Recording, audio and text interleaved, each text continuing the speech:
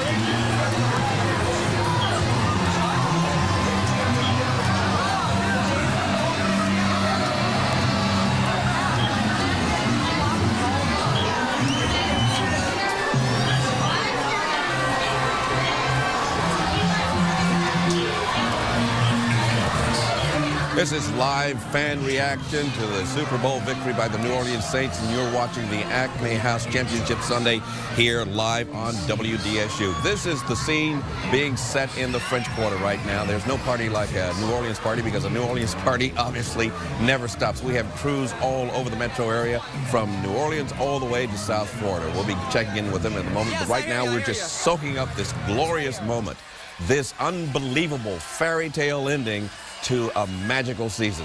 Let's take in the sights and sounds from the French Quarter.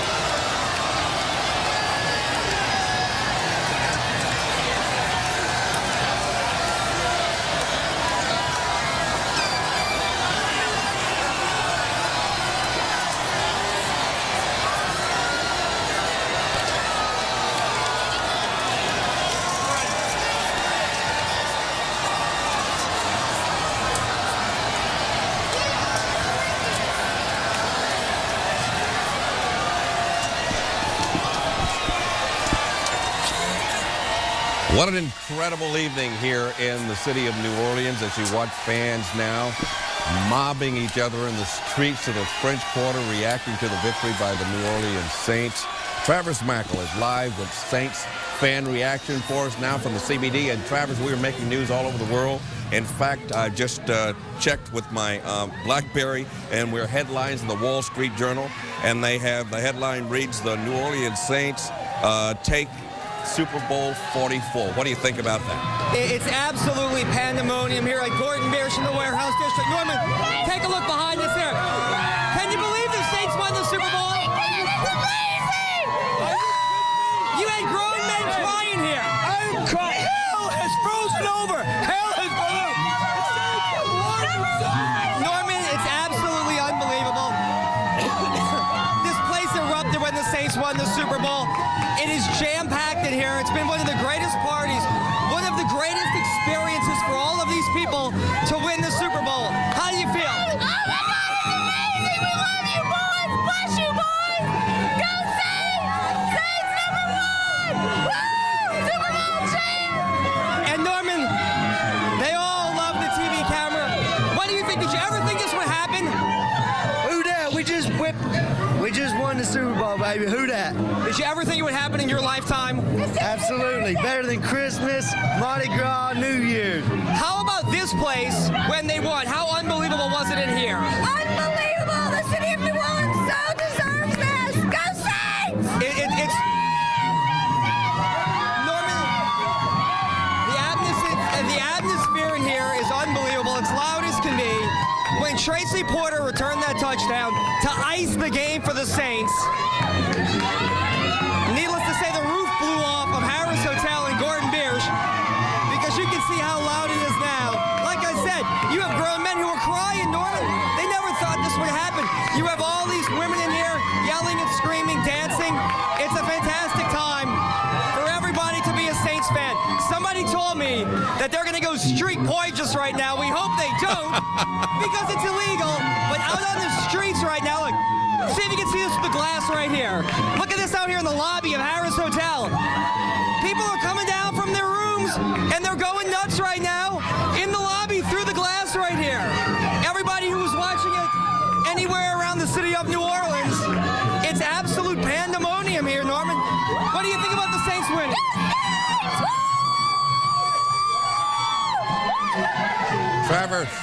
Travis, can you hear me? It's a great time, Norman, being with all the Saints fans. Can you hear me, Travis? Look at this. Ain't no ain'ts no more. They already have shirts printed up.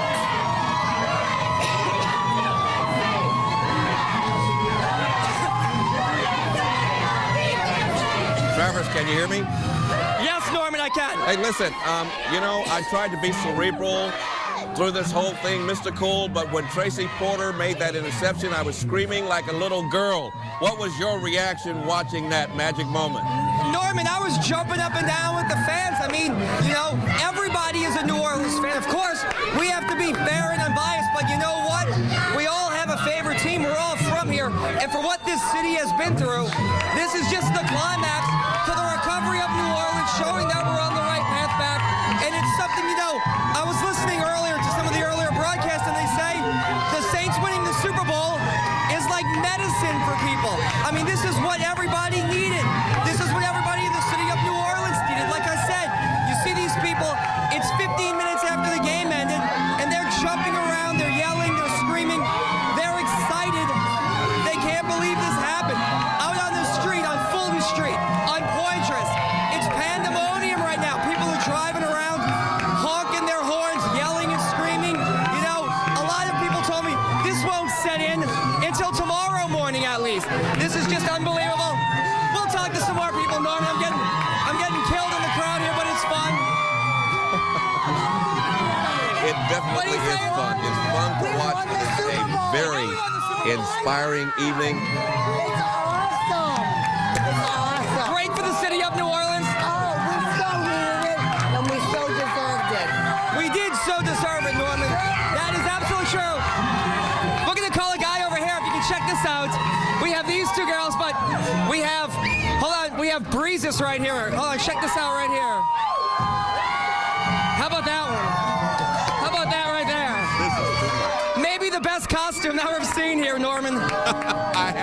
on over here. Come on over here. Come be a part of the Channel 6 coverage, buddy. You got the best costume on. What? Just come over here. You're a little close to the camera right there. Come on here. What's your name, big man? Breezes. Well, Jesus Christ, I see on your shirt. Breezes, yes. Did you bring us good luck tonight? Yes, I did. What do you think about this? It's destiny. It's truly destiny.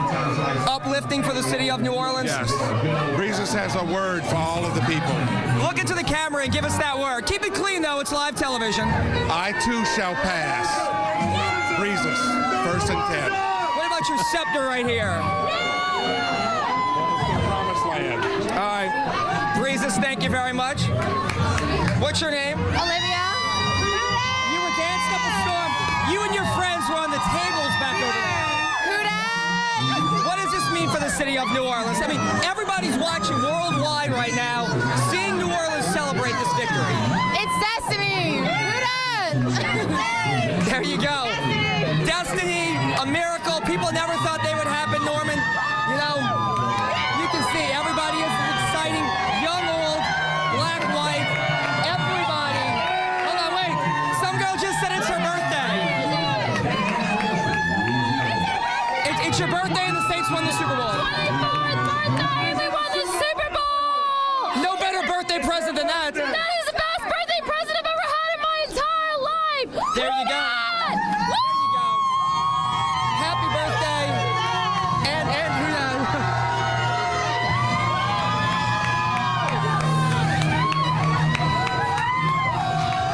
This guy over here, Norman, check this out, Drew. Norman, look at this. And for everybody watching in our coverage right here, this is incredible. This guy's got the Drew Brees head right here. Hold it up for us, buddy. Hold it up. There you go. He's been parading that thing around, and needless to say, it's gotten the biggest round of applause since we've been here. It's absolutely, absolutely incredible. Travers, can you hear me? All right, Norman, any more questions? Because you can see the party is not going to stop in downtown New Orleans, probably until sometime, I don't know, Wednesday or Thursday. I would say tomorrow, but we all know it's not going to stop tomorrow. Travers. We all know it's going to go well into tomorrow, well into Tuesday, well into Wednesday. So, like I said, you ready for another question? Can you take another question? Yeah, no, go ahead, Norman. I can hear you. So, How many people there are wearing Saints paraphernalia? Just about everybody, or what? Just about everybody. They told me I have to hold the side, me and Drew. Norman, everybody's got Saints paraphernalia on. No one, even though we love Peyton Manning, no one is in Indianapolis paraphernalia whatsoever. It is a Saints haven here at Gordon Biersch, downtown in the Harris Hotel. And, you know, a lot of that stuff, a lot of these Super Bowl championship stuff, you got to believe, is going to go on sale tonight. I can only imagine what it's going to look like at some of these retail outlets with people lining up to get their Super Bowl gear. Hey, buddy, come over here. Come on. Can you believe the Saints won the Super Bowl just now? I don't know. I mean, I don't know what to say. I cried. I laughed. I was going to say I didn't want to embarrass you on live television, but you were welling up. I was welling up too, but you were welling up as well. How can you not?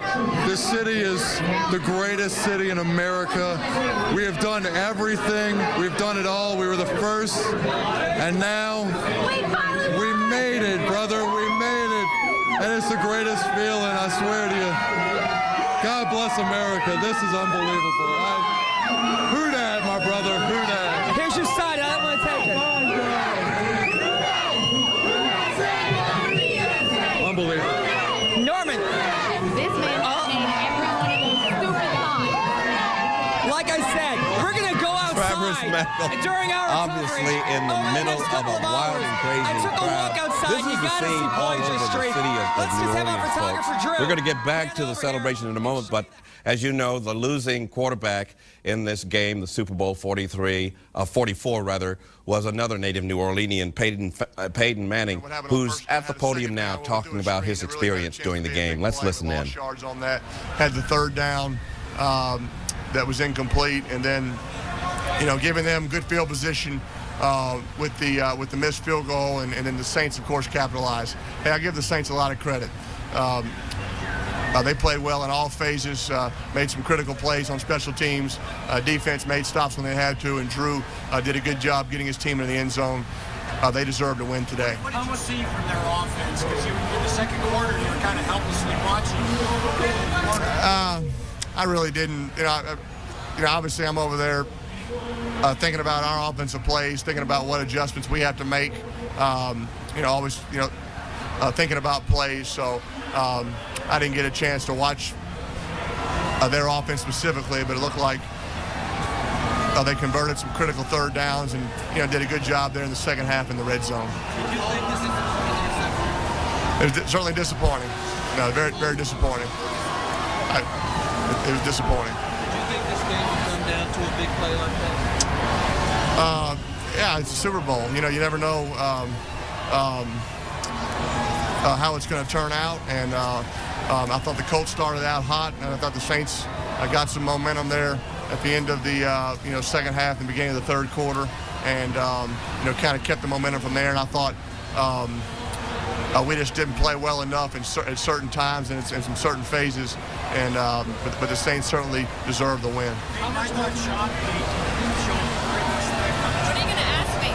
One when he What are you going to ask me? out there on the 1-yard line. What are you going to ask? Tell me about your friends that came in. Out there, and then the onside kick. It's almost like his game plan was to stop away from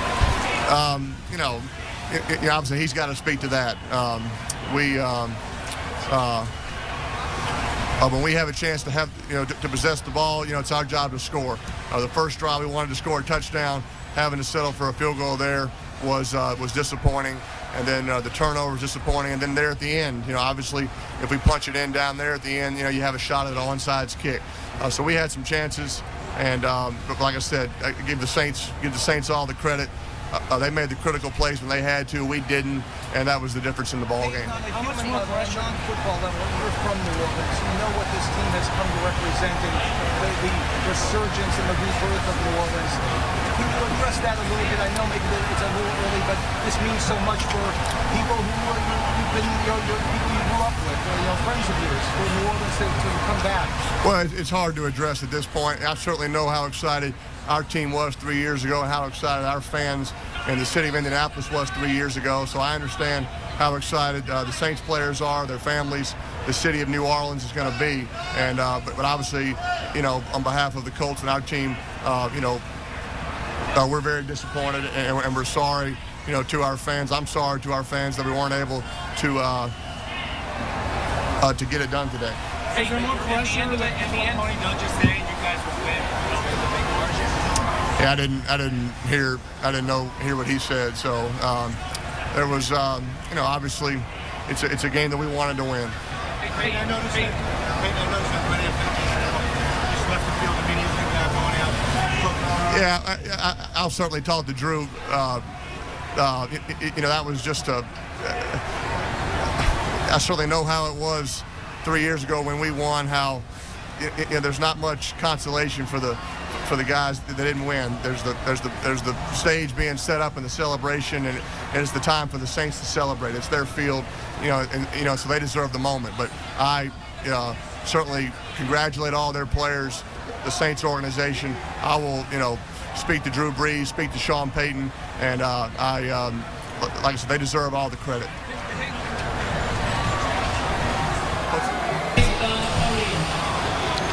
It's unbelievable. It's sunk in, but I don't really know if it's sunk in yet.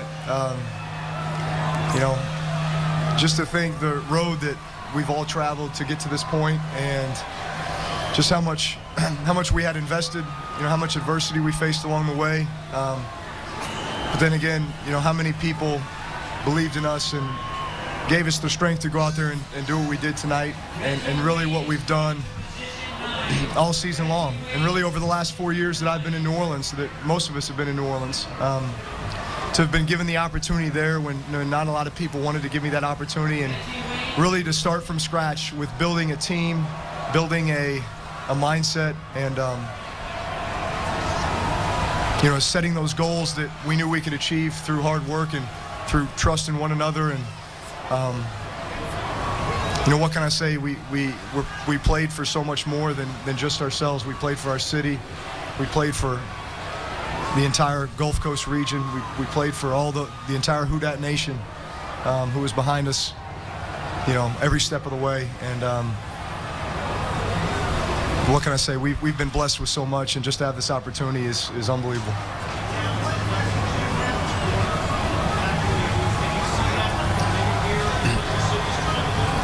Yeah, absolutely. That's probably a good comparison, a good parallel. You know, we've had plenty of games this year where we've gone down at some point in the game, early, fourth quarter, whatever it might be, and you just continue to believe that you know, you're going to find a way to win. And sure enough, we trusted in one another. Offense got it going. Had some big possessions there in the second half. You know, neither team got a whole lot of possessions just because we both possessed the ball a lot, converting first downs. Not a lot of big plays were given up in this game because both defenses do a good job of that. And so, you know, really, we knew that we were going to have to move the ball, take advantage of the opportunities that we were given, but really be patient and just kind of take what they give us and move the ball and score points when we get the opportunity. You know, getting stopped on fourth down there in the second quarter was tough, but then defense got it right back for us. We at least had an opportunity at a 2-minute drive to go down and get some points to gain some momentum going into halftime. Absolutely. Are you kidding me? I mean, you know, 4 years ago, whoever thought this would be happening? You know, when 85% of a city was underwater, all of its residents evacuated to places all over the country. You know, most people not knowing if New Orleans would ever come back or if the organization or the team would ever come back. But not only did the organization come back and the city come back, and so many players that are our core group of players came in that year as free agents, and we just all looked at one another and said, you know, we're going to rebuild together. You know, we're going to lean on each other. And that's what we've done here for the last 4 years, and this is the culmination of all that belief and that faith.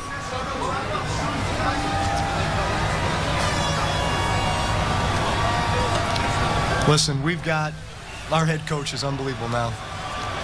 You know, not only as an offensive guru, you know, a guy who is a great play caller, an aggressive play caller, a confident play caller, and a guy who can instill all of those traits into his players, but just as a coach who has to manage so much, you know, and does it with class and is very fair. But, you know, there's nobody that I wanted to win this championship for more than Sean Payton. And the opportunity that he gave me to be there, as well as gave a lot of other guys to be there. But just because of, I know how much he has invested and how much, just all the little things that don't go unnoticed for a guy like me who's been around now for 9 years and been with some great coaches and been with some great players, but there's none better than him. And, you know, the type of, not only coach he is, but the type of person he is, the type of family man he is, and just what he instills in all of his players. He makes us better players, but he also makes us better men.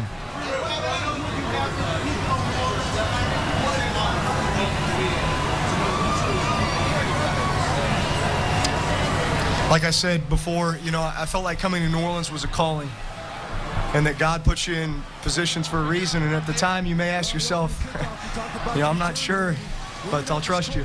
And, you know, I know that me coming to New Orleans and having that opportunity there was definitely a calling, and it was an opportunity that not many people get in their entire life, to be able to come to a city like that had just been devastated by, you know, a natural disaster like Hurricane Katrina, and yet to not only be part of the rebuilding of an organization and a team, but also of a city and of a region, and really of a mentality.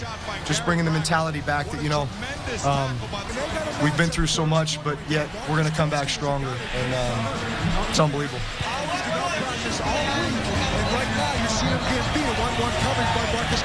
That's a blown coverage right there. Yes. Well, once we got the interception to go up 31-17, I mean, I've seen Peyton Manning come back plenty of times with 3 minutes or less, you know, 2 scores. So by no means did I think the game was over, but obviously that put it, you know, pretty far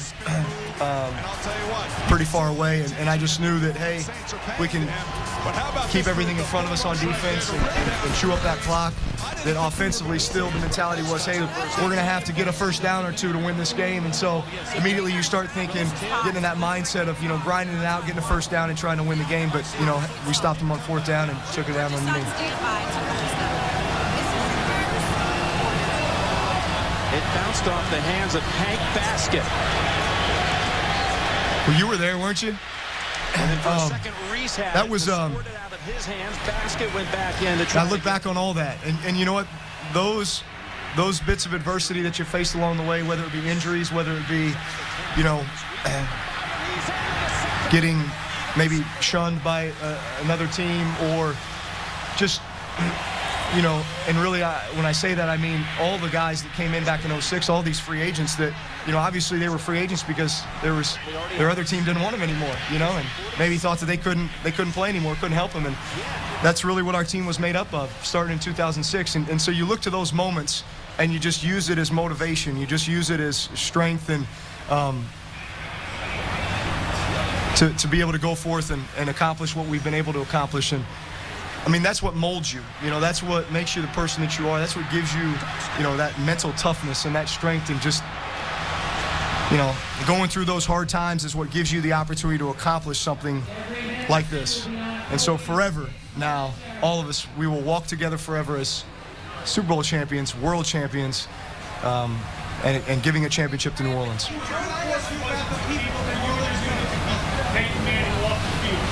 Oh, I mean, that's crucial. This is what we work so hard for, and it's hard to describe the feeling, but I couldn't be more proud of our players, everybody in the front office, coaches, and all the people back in New Orleans that waited so patiently for one of these. I know I speak for everyone to say that we're excited to deliver, and I'm sure they're having a good time on Bourbon Street tonight. I thought our preparation during the week was good. I thought the second half was key. Guys hung in there. We made enough plays and came up with a big win, and it was a good team effort.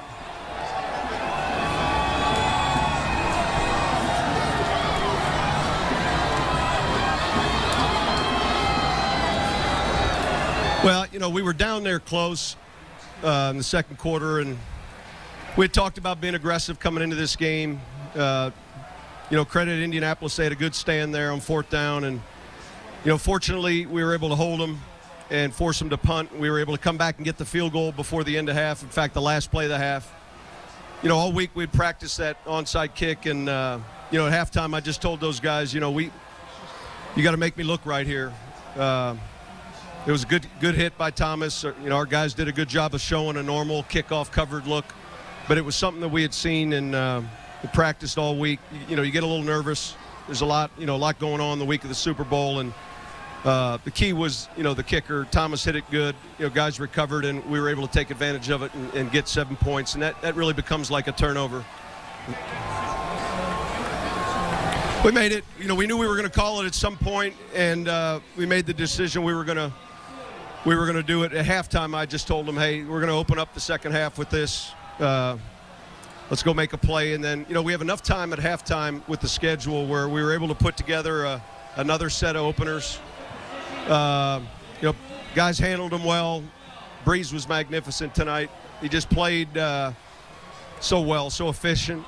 I thought we blocked him pretty good. Gave him time. We had the 1 sack, but this is pretty strong right here. Can't describe how it feels. I think, I just think it's important that, certainly you have a plan, you're careful, and yet you're going to be, you want to show your players you're confident. All week long we felt, we really felt as underdogs we had the better team. We don't really look at who's favored or who's not, but we really, as a coach, felt, to be in that position, maybe where a lot of people were picking against us, and we felt we liked the spot we were in, and I thought they handled it well all week long. Practice schedules and all the other things that come up, and a lot was made of their inexperience, but I thought we handled it fantastic. Before the game, I didn't know how effective he was going to be, but I'll tell you what, he has been all over the place. And here you go. Well, yeah, listen, you know, there's a lot of grit, a lot of determination with the people in that city and that region, and you know, they fought so hard, and this is what makes it uniquely different. And we've been down at other times this year. You know, we got a lot of poise, quarterback and defense. You know, we came up with some key stops in the second half, and those proved pivotal. It didn't look like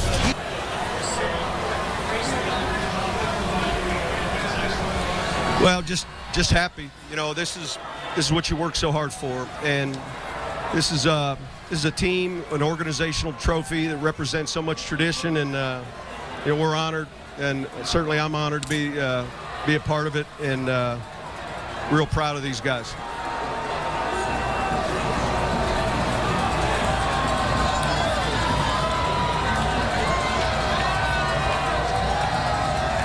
Well, the time of possession was going to be important. You know, and what we were trying to do is create an additional series, which we were able to do, and you know, our guys did a good job executing the play, but certainly you want to minimize his snaps, and you know, we were able to do that to some degree, but he's a heck of a player. But how about this move, the bull rush right there to rip down Drew Brees? I didn't think we were going to see it. Well, I think I know not only the city, but the whole region's going to appreciate this trophy, and I just wish we could split it up to a lot of little pieces to give to everybody, but they're a part of it, and like I said, I'm happy to be part of it as well. I just did. Pardon? I thought Drew was magnificent tonight, you know, and certainly it's a part, he's talked all year, it's a part of the resume and the career of a quarterback, a great player. And he prepared outstanding, and you know, he knew he was going to have to play well. He handled a lot of the offense at the line of scrimmage. We had a lot of multiple packages, and we had time to do that. He handled it extremely well.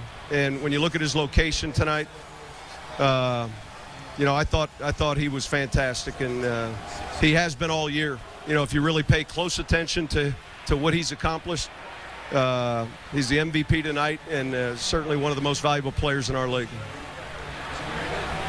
I can't hear you.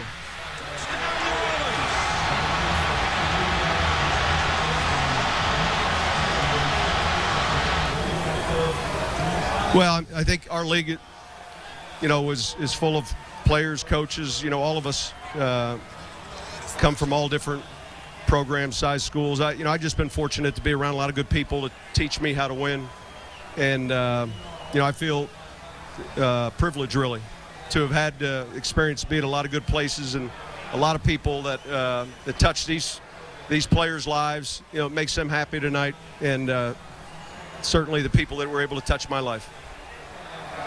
Come on, Peter.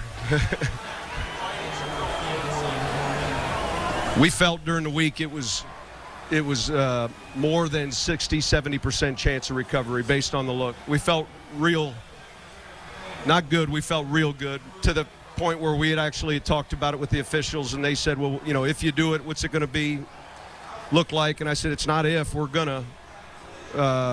It's going to be from a balanced look and our normal kick approach. And you know, Thomas did a great job. It's something we spent some time on last week and practiced it a little this week. You get a little nervous when you practice something like that, you know, the week of the Super Bowl with everyone that's at practice. But the execution was good. It was great. They made me look good. I was in on the scrum. No, our guys did a good job and getting on it and falling on it, and Chris Reese did a great job. Clearly came up with it.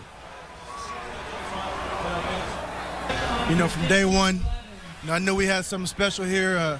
When I first got here, you know, when I was drafted here, and you know, I first took my tour of New Orleans and I saw all the destruction. I knew that we could be part of something bigger than football. And you know, I think today, was about that. It was about the rebuilding process of New Orleans. It was about the Saints. It was about the city of New Orleans, the people, the lives lost in Hurricane Katrina. And, now New Orleans can exhale a little bit. Does it make it more special to you than the wins at USC? I think it makes us more special because in the fashion that we did it and the city that we did it for. Like I said, they're a city that was pretty much destroyed in a hurricane.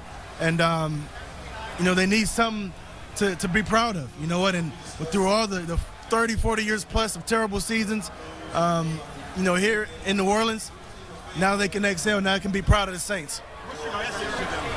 What message would you get back to them? You know what? We love you guys. We love the city of New Orleans. And we're going to go back home and celebrate, bring the Lombardi Trophy, and go and party like we're supposed to.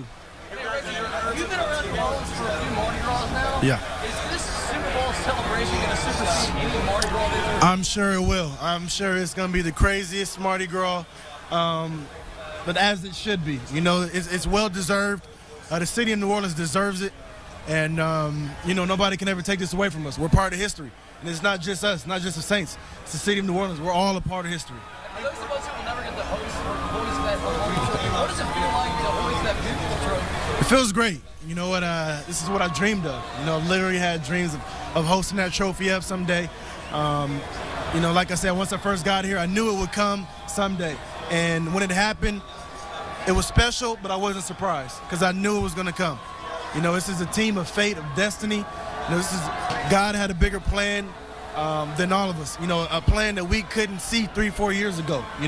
And here we are, and it's special. I told Hargrove before the game that God has blessed him because of where he was at, a year ago, and to be where he is now. I told him just take it all in, man, because God has definitely blessed him, and God had a plan for him, and something he couldn't see, last year, and that's what it's all about. It's all about making dreams come true.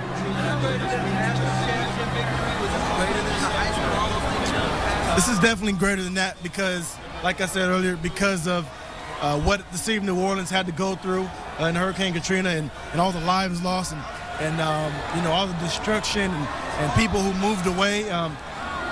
This is what it's all about. This is part of the rebuilding process. And I truly believe that. Now the city of New Orleans can exhale a little bit.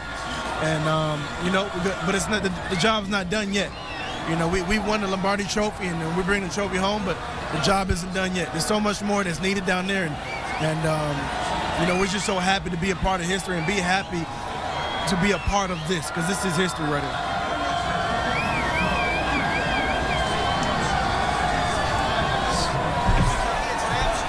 Yeah. They definitely have a place in all of our hearts, and I would say they definitely, are there with us when we're on the football field. Every time we take the field, they're right there with us. And, I could definitely agree with that statement that, they make us stronger. We've fought through some tough times, in these past 4 years, We went to the NFC Championship game our rookie year. We lost the Chicago Bears. We were a half away from, playing the Colts for the first time in the Super Bowl. And, then the next year to lose 4 games straight and then to come back and win 4 games. Like I said, we've just been through some tough times. And it feels great, man. I appreciate it so much more because of the workload it took to get here. We didn't, even though Peyton's an explosive quarterback and their offense is explosive, if we're forcing the issue and they have to throw the ball, we know we're going to have more opportunities to make plays, and that's the way it was tonight. Jared, you're going to theme for you guys is finish strong and never give up. You guys were down 10-0 earlier. How important was that? You got to stick with that. Well, that's been our philosophy for the entire season, is that we're going to finish strong. And we've been in this stadium before and been down by 21 points, and we came back against a tough Miami team. So we have been in this situation before. Against Peyton, it's a lot tougher, but once our offense got clicking and we forced the issue and got up by some points and he had to throw the ball, it played into our hands. How symbolic is it, you think, that the city, much like you guys, kind of never gives up? Never give up. And that's why we were able to keep fighting this year, because we can always look back at our community and see the things that they went through and how they kept fighting, even though, so to say, the world was against them. Everyone overlooked them, similar to us as a team. Everyone overlooked us in this game, and we use that as motivation. Can you put in perspective what you didn't get 13 years ago that you got tonight? This was all the training, all the hard work, all the beating yourself up was to get to this point and be called the best in the world.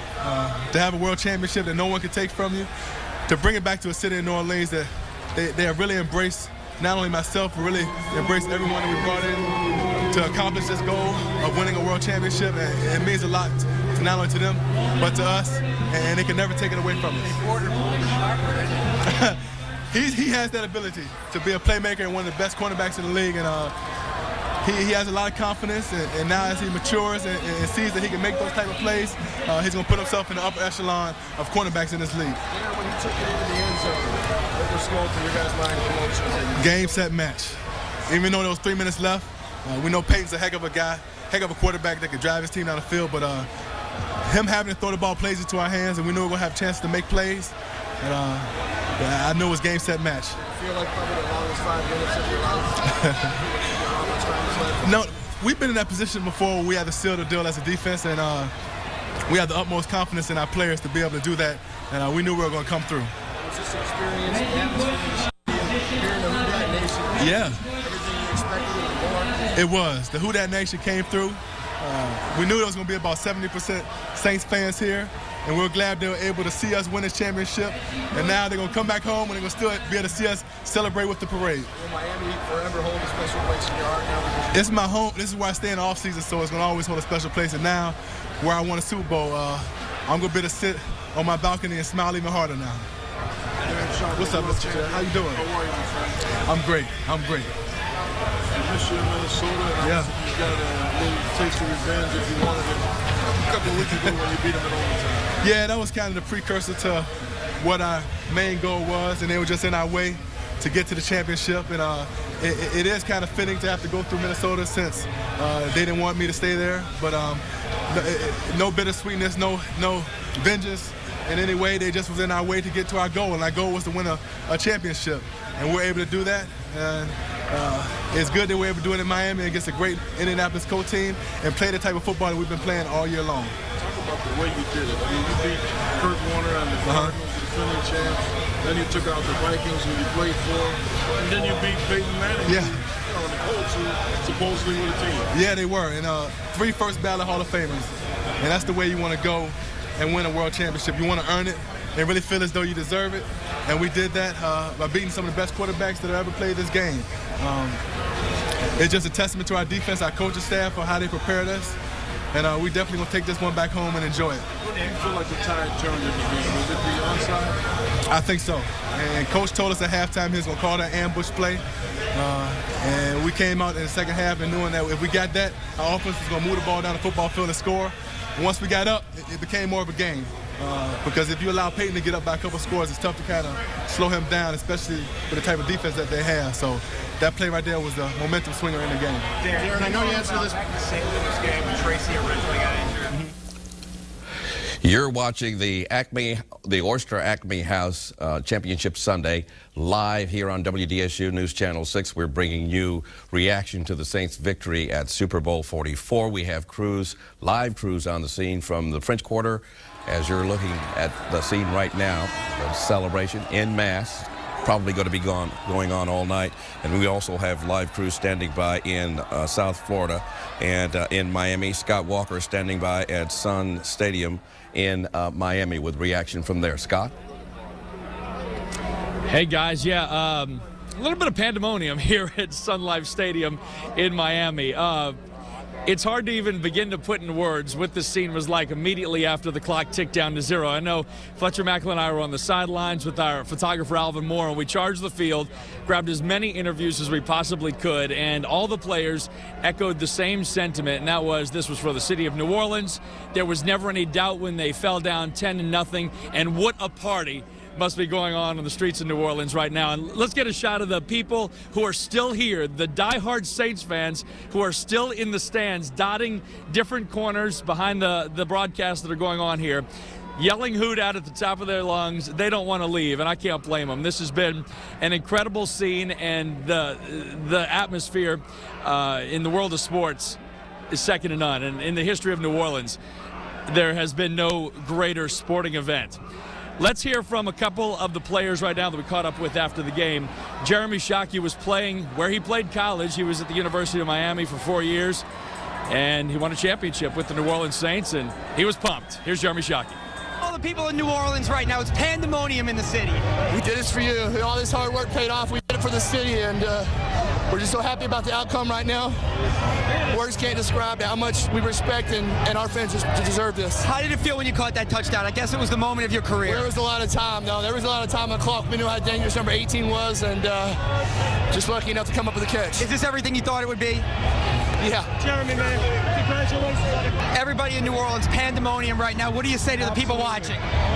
What a blessed year, what a blessed season.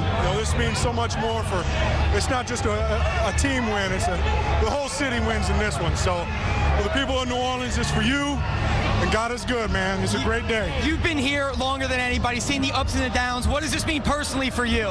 It's huge. It's been a long road, and to finally be here, it makes it that much more special. All right, congratulations. Thank you.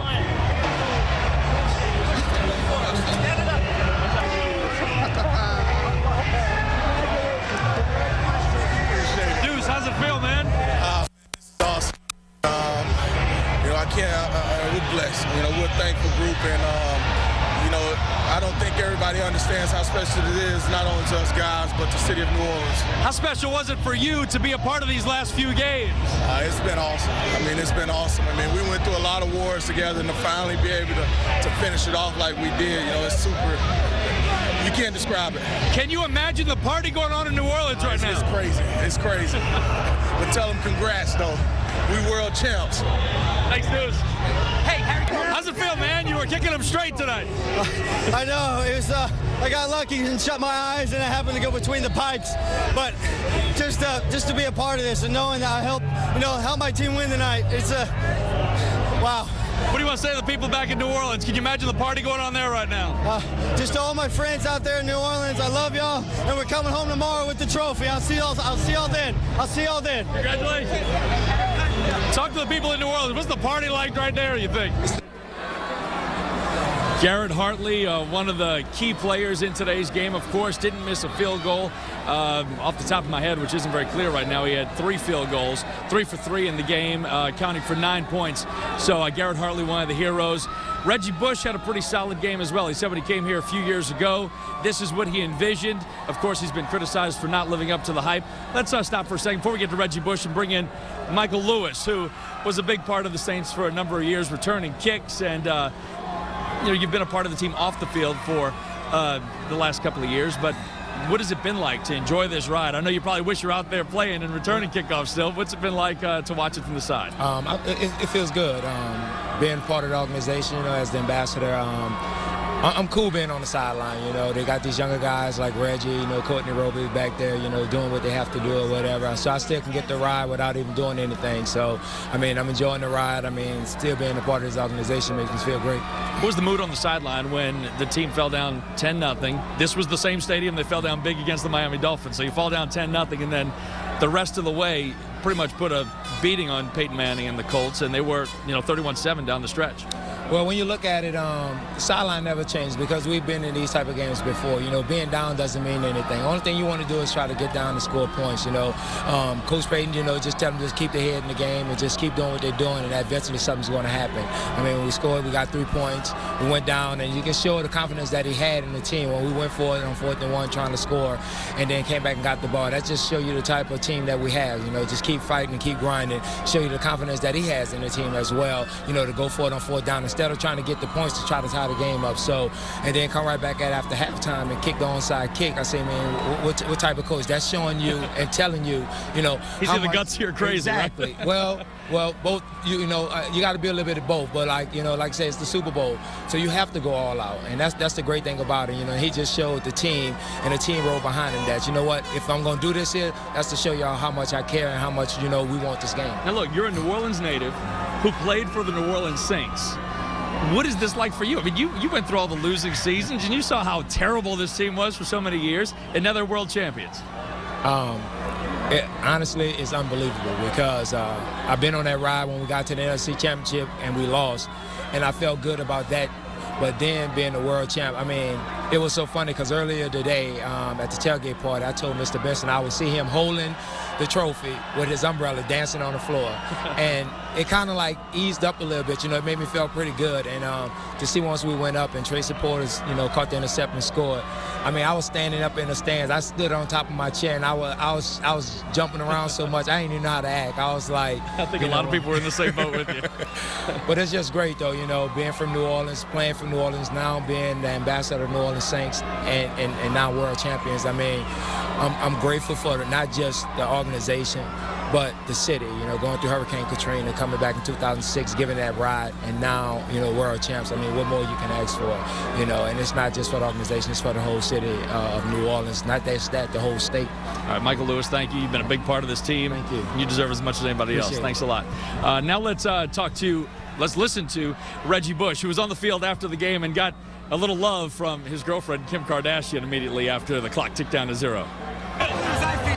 And you know what? It's special, and you know, it feels like home, man. This is what I imagined. This is how I imagined it would be. You know what I mean? And it took us a little longer to get here than we expected, but you know, it feels great. It feels like home, and you know what? I'm not surprised. I can't say I'm surprised. Look who's next to you.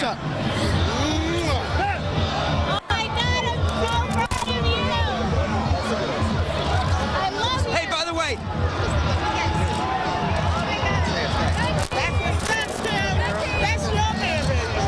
Congratulations to you both.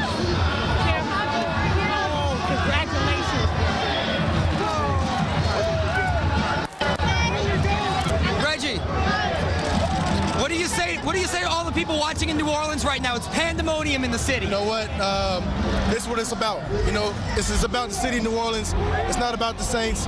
It's about rebuilding a city who went through so much through Hurricane Katrina, and this is part of the process right here. This is why I envisioned, when they drafted me, this is how I envisioned it would be. We're going to help rebuild the city one game at a time. Thank you. All right. Yeah. Let's see.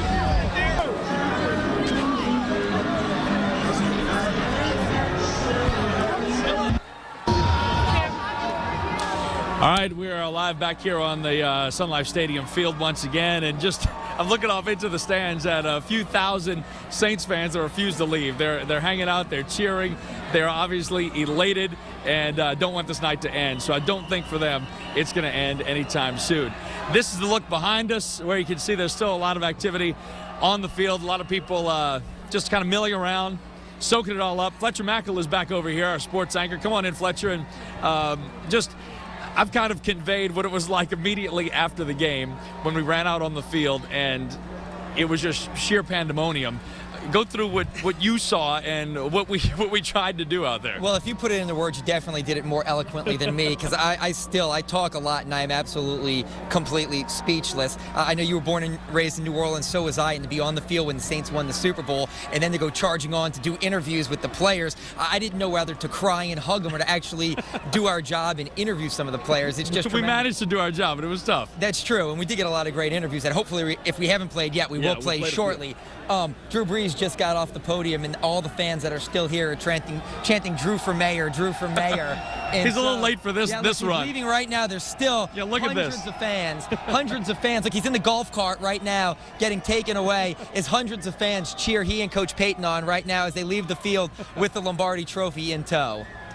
It's incredible, and you know, just watching the two of them ride off together. They came in 4 years ago with big hopes and big dreams. I mean, Sean Payton was the coach hired. He didn't have any head coaching experience. His first big move was bringing in Drew Brees. Brees embraced the city and just took it under his wing and said, we're going to win a championship, and here we are 4.5 years later. They've done it. It was tremendous stuff. You know, we talked to Scott Fujita on the field. He was the first player signed under the Sean Payton regime, and he was one of the guys who said that he didn't even have words, and this is a guy with a master's degree from the University of California. He said, talk to me tomorrow on Tuesday. I may be able to articulate myself a little better, but right now I'm just speechless because of what it means to the people in the city and what it means to the team. I mean, really, this is one of the most monumental moments in the history of the city right now. I can only imagine there aren't many bigger. There aren't. I can only imagine the pandemonium going on right now in the city. I know my brother is at one of our live locations, and he was texting us all night saying that this is bigger than any Mardi Gras he's witnessed in his 35 years. And we just happen to be in the Mardi Gras season, so it works out well. Right. The party will continue all night, and we'll be on the air all night with with you all, bringing you players and interviews and everything else from the stadium. And look at the former players who are around here with Ricky Jackson, John Forcade, and Brad Edelman, just some of the guys that we see all the time, and it means so much to them. No, let's bring John and Brad in real quick. John and Brad, come on over here real quick. I mean, look, we got a couple of the old guys who had to deal with some of these terrible Saints teams. You know, you all went through the thick and the thin with these teams. Come on in, Brad. And now this is finally come to fruition. Did you ever think, John, start with you, did you see this day? Well, eventually I was hoping this day would ever come. And by the way, Tom Benson, size 13 ring for the X guys. No, I'm shocked, like Fletcher and you and everybody else. I'm shocked, but I'm amazed, I'm happy, I'm thrilled. And what is there to say? I mean, this is unbelievable. I was going to say, do you still feel like a little piece of you won this championship, given the fact that you guys gave your heart and soul to this organization? I mean, does part of you feel like you won some of this tonight? Well, yeah, a little bit. I mean, we know the feeling. We went through the practice, went through the training camps, we went through the seasons. We just didn't get the wins. We didn't get enough of the wins. But, yeah, you know, because we were part of the organization, I think John and I probably feel a little bit of that.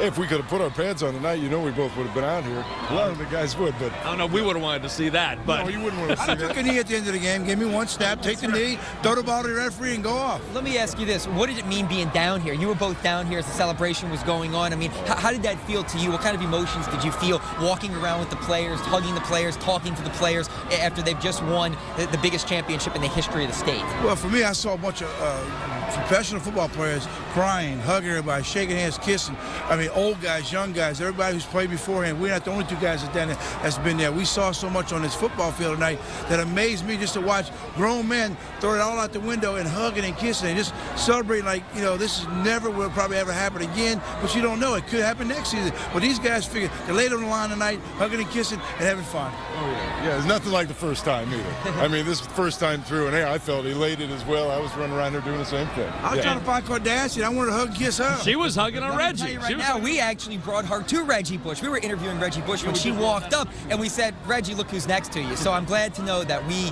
kind of escorted Kim Kardashian and then kind of bumped her out the way to interview Reggie. And we had nuns down on the field. We had the Archbishop down on the field. Tom Benson cashed in all his chips again for this game tonight. And the Archbishop told us, which you'll hear in a little while, that, you know, he said, we pray, they play, and it worked out pretty well for him, don't you think? I have no better words than the Archbishop. That sounds perfect. You put it very eloquently. Thank you, guys. Thanks. We appreciate it. And congratulations belatedly.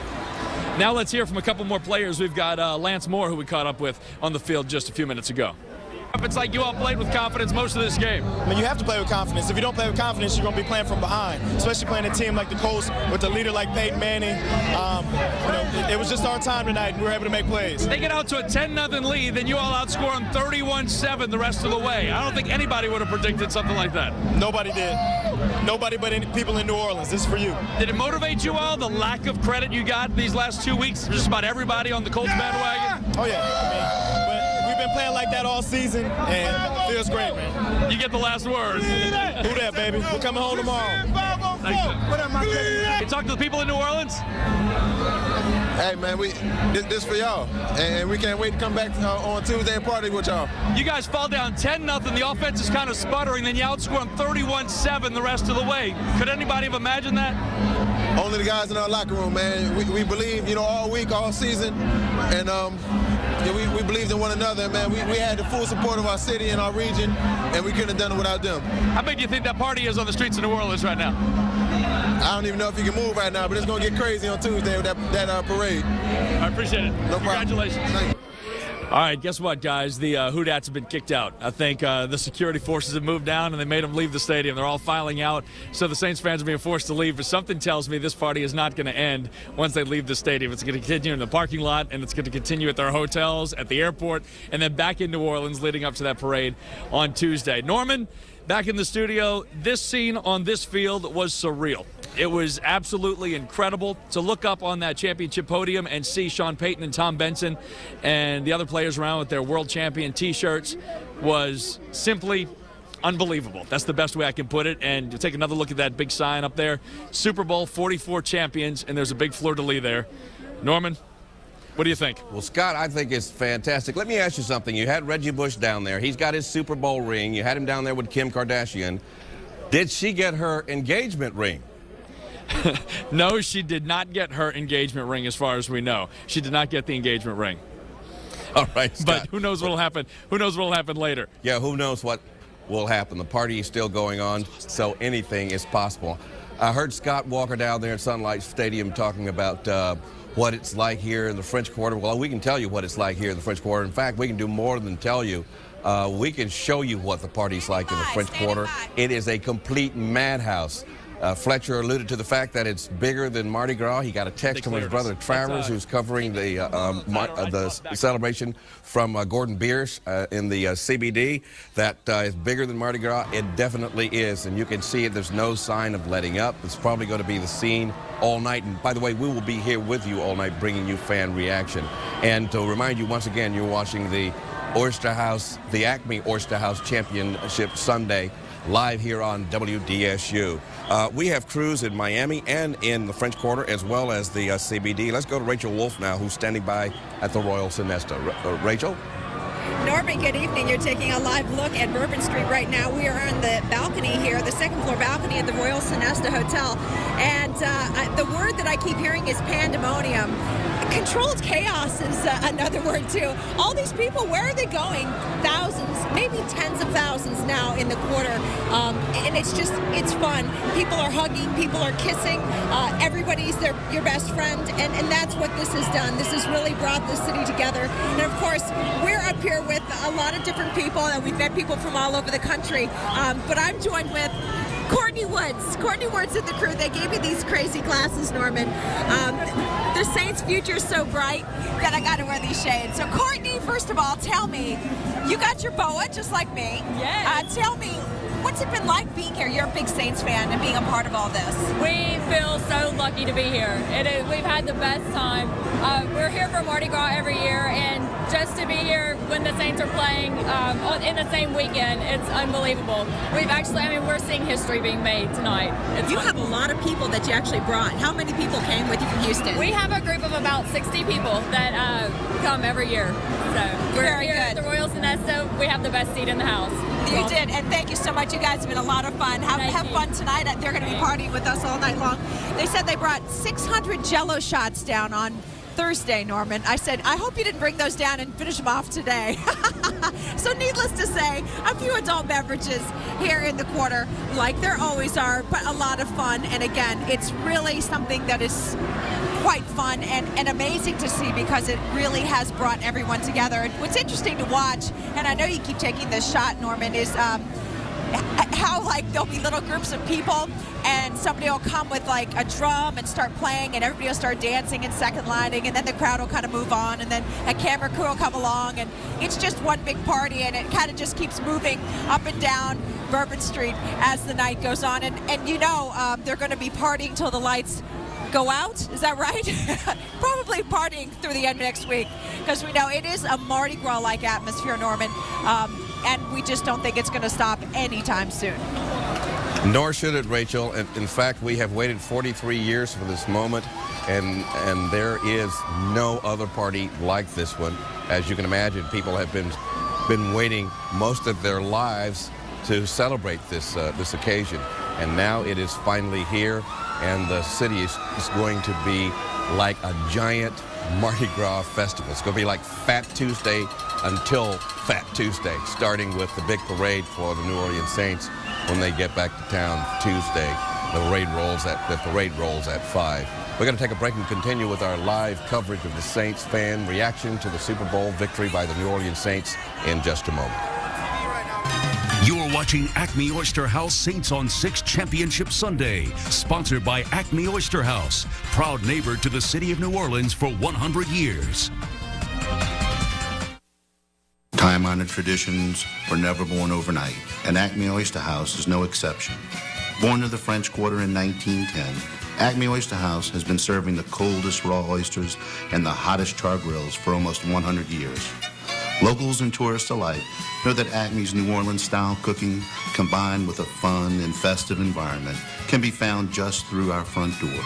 Acme Oyster House, born in the French Quarter, praised all over. I'm Mike Rowan. I'm spreading the word about Ford at a gas station. I'm Mike. Jasper. The Ford Fusion, most fuel-efficient midsize sedan. in America. I like this one. The 2010 Motor Trend Car of the Year. What is the screen right there? That's part of the sync system. What's the most fuel-efficient midsize sedan in America? It's Ford Fusion. That's correct.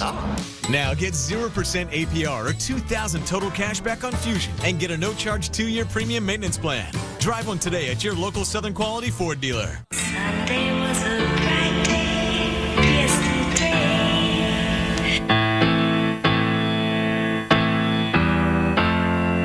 Dark cloud has come into the rain.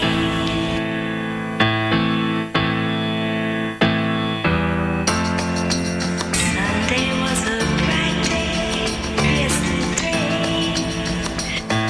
MoveOn.org. Political action is responsible for the content of this advertisement. WDSU is your source for politics. It is election night in New Orleans. The polls are now closed. The people of the city of New Orleans did a very extraordinary thing today. Very exciting developments. We have a lot to do here. Tremendous opportunity as a city. We're going to be examining the numbers. I'm going to sit down with my partner, Gina Swanson. We have won a victory. A historic election. The people of New Orleans have asked us to sacrifice, and so we should.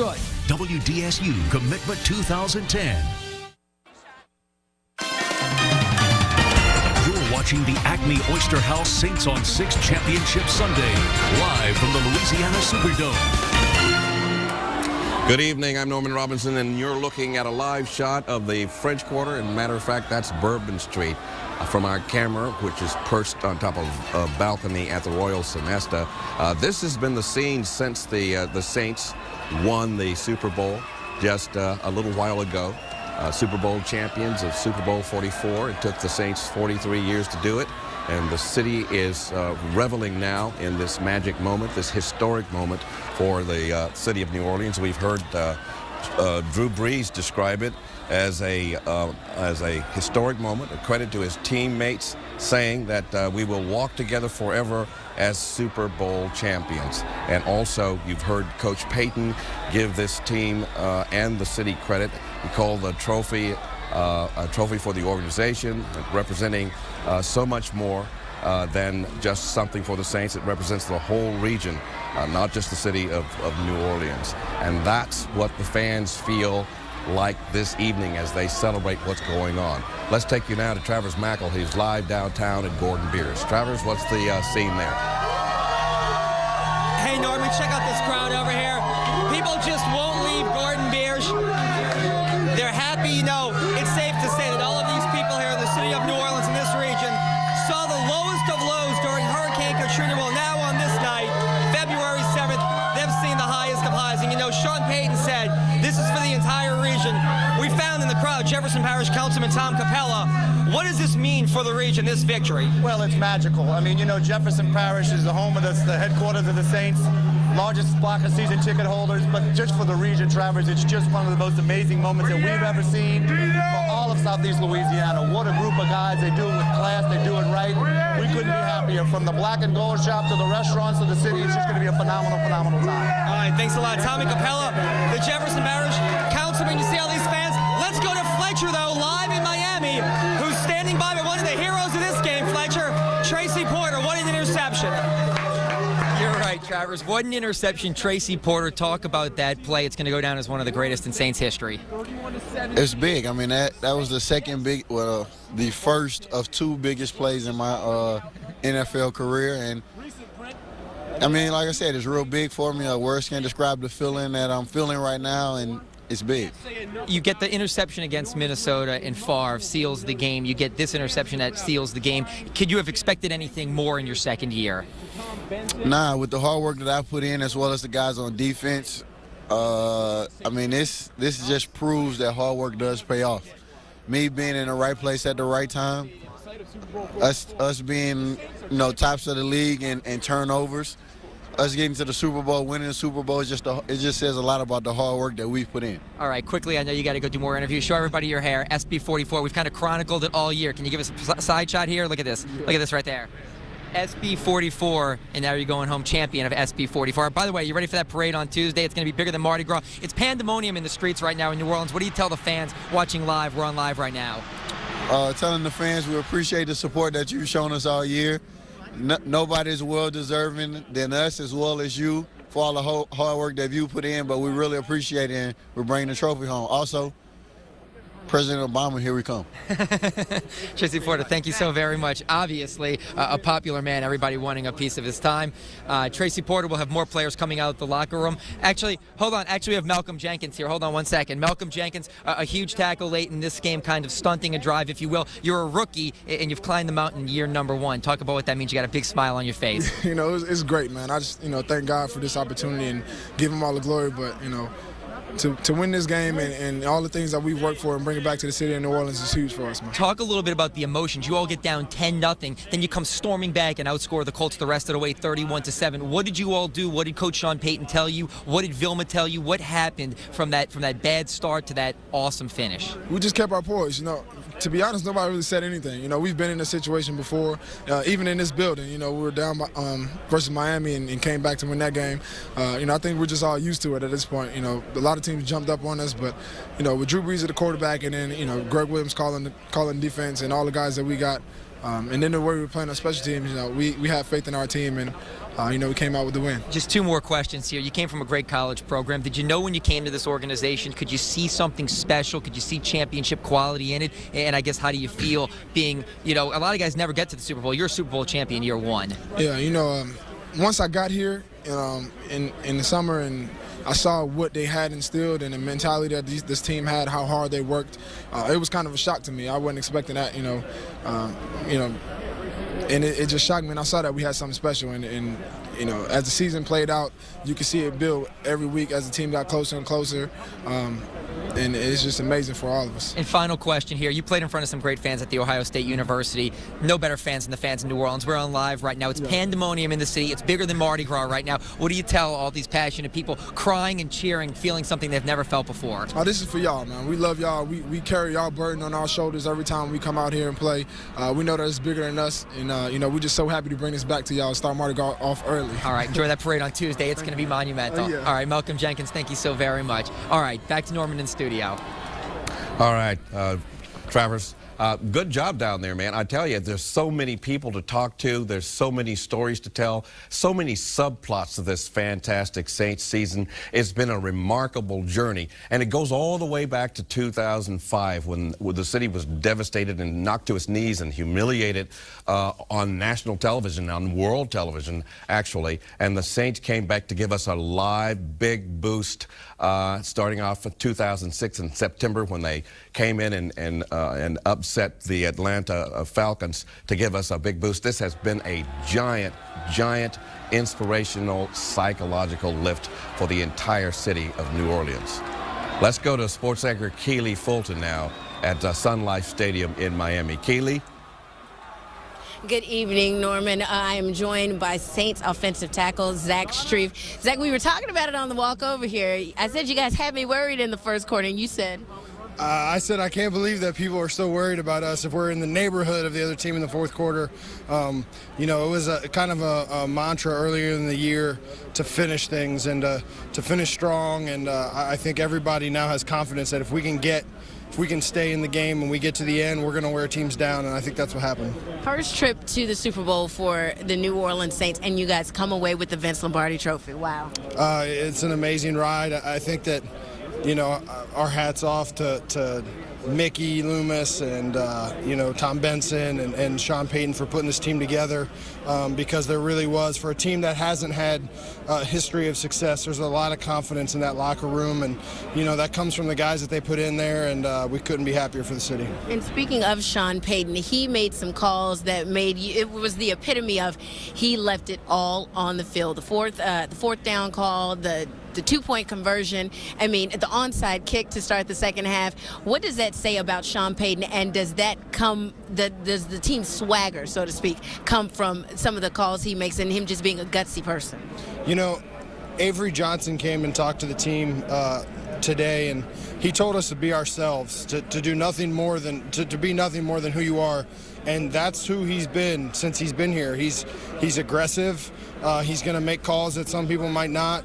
But as a team, you really thrive on that stuff. And to make big plays like that, this is an emotional team, and those are all emotional plays. And, that onside kick starts the second half. A lot of coaches wouldn't have made it, but it sure gave us a lot of energy. What are you thinking on the sidelines as the clock is ticking down and you're realizing we are going to be Super Bowl 44 champions? Well, my first thought was, oh my gosh, Peyton Manning has the ball at the end of a game, and that's never a good thing. As it got to the end and when our defense made that last stop, it's like you're running looking for someone to hug and someone to celebrate with, and it's an amazing feeling, and it was an amazing experience. So who did you hug? My first hug, I actually think it was Marvin Mitchell. He was standing right next to me, but it was like the biggest collection of man hugs in history. Thousands of man hugs tonight. Wow, and that's a good thing. And plenty of people were hugging in the stands. Let's go back to the defense for a second. The defense came up big when it needed to, when sometimes it seemed like Peyton Manning was just having his way with the team, but that's what they've done all year.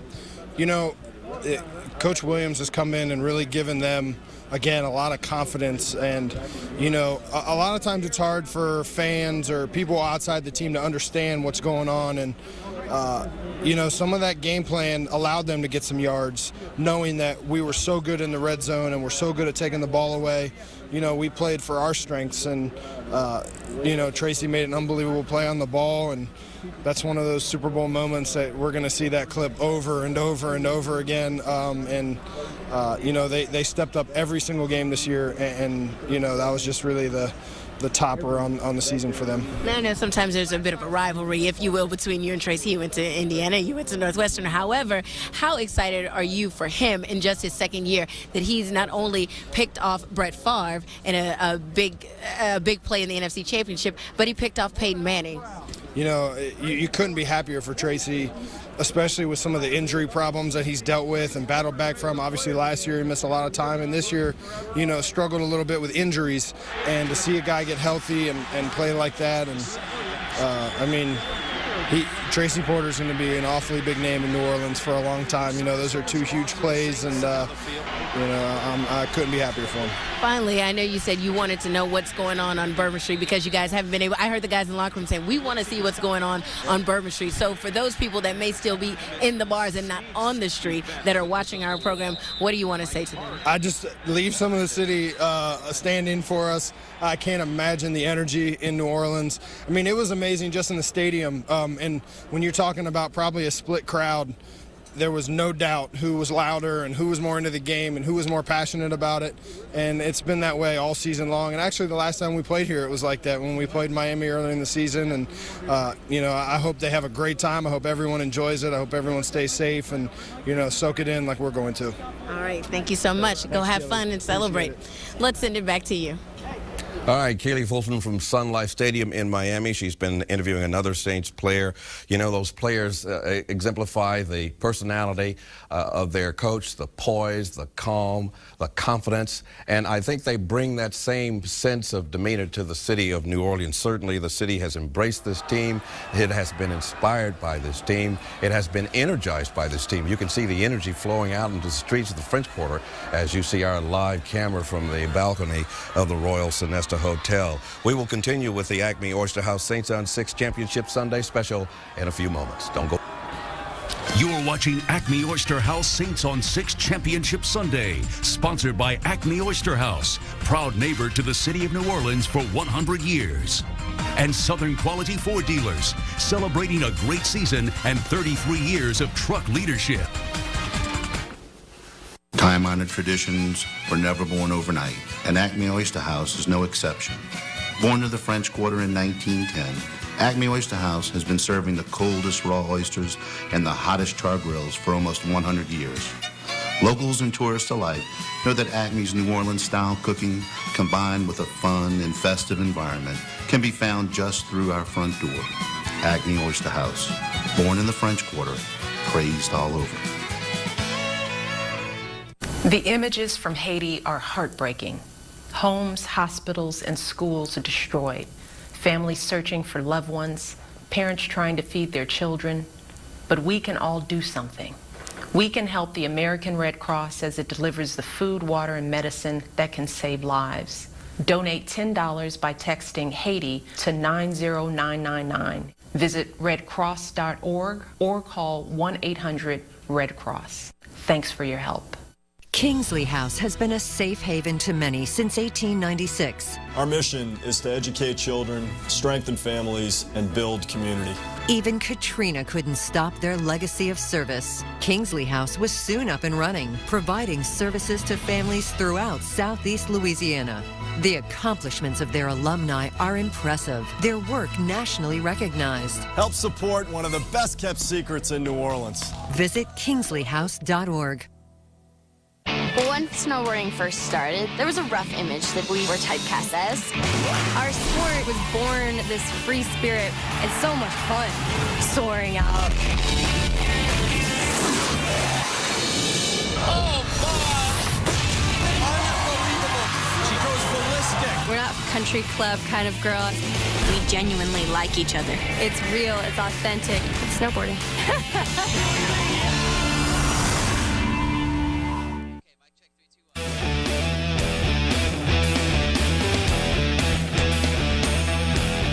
You are watching the Acme Oyster House Saints on 6 Championship Sunday game special here on WDSU. We're bringing you all the action all over the city and down to Miami.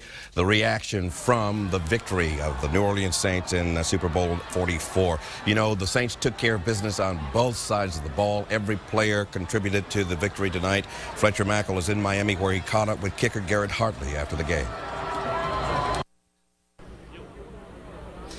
Joined now alongside Saints punter Thomas Morstead. You're a rookie and you're at the top of the mountain in year number 1. How does it feel? It's unbelievable. I still don't know what's happening really. You know, a couple of the vets that have been playing for 15, 17 years said it's all downhill from here. They said don't happen like this every year, but no. I mean, I'm excited.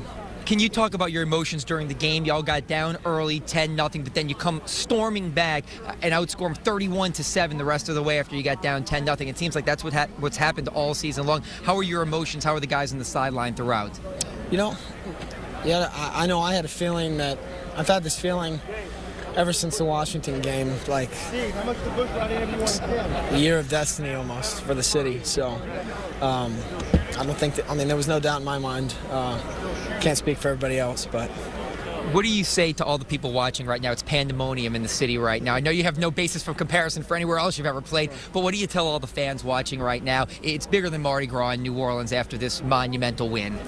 Yeah, you know, the city's been great, and, you know, they've, I mean, last 2 weeks ago when we played the Vikings, you know, they're the reason we won that game, the crowd, and they've been with us all year, and it's great to, you know, deliver this to the city. You're looking forward to that parade on Tuesday night? Absolutely. All right, Thomas Morstead, punter, congratulations. Thank you. Congratulations. All right, back to you. All right, from Fletcher Mackel in Miami at Sun Life Stadium, we take you now to Rachel Wolf, who's on the balcony of the Royal Sonesta in the French Quarter. Rachel? Good evening, Norman. And like everybody's saying, pandemonium, a lot of fun, a lot of people just out of their mind. They're so happy.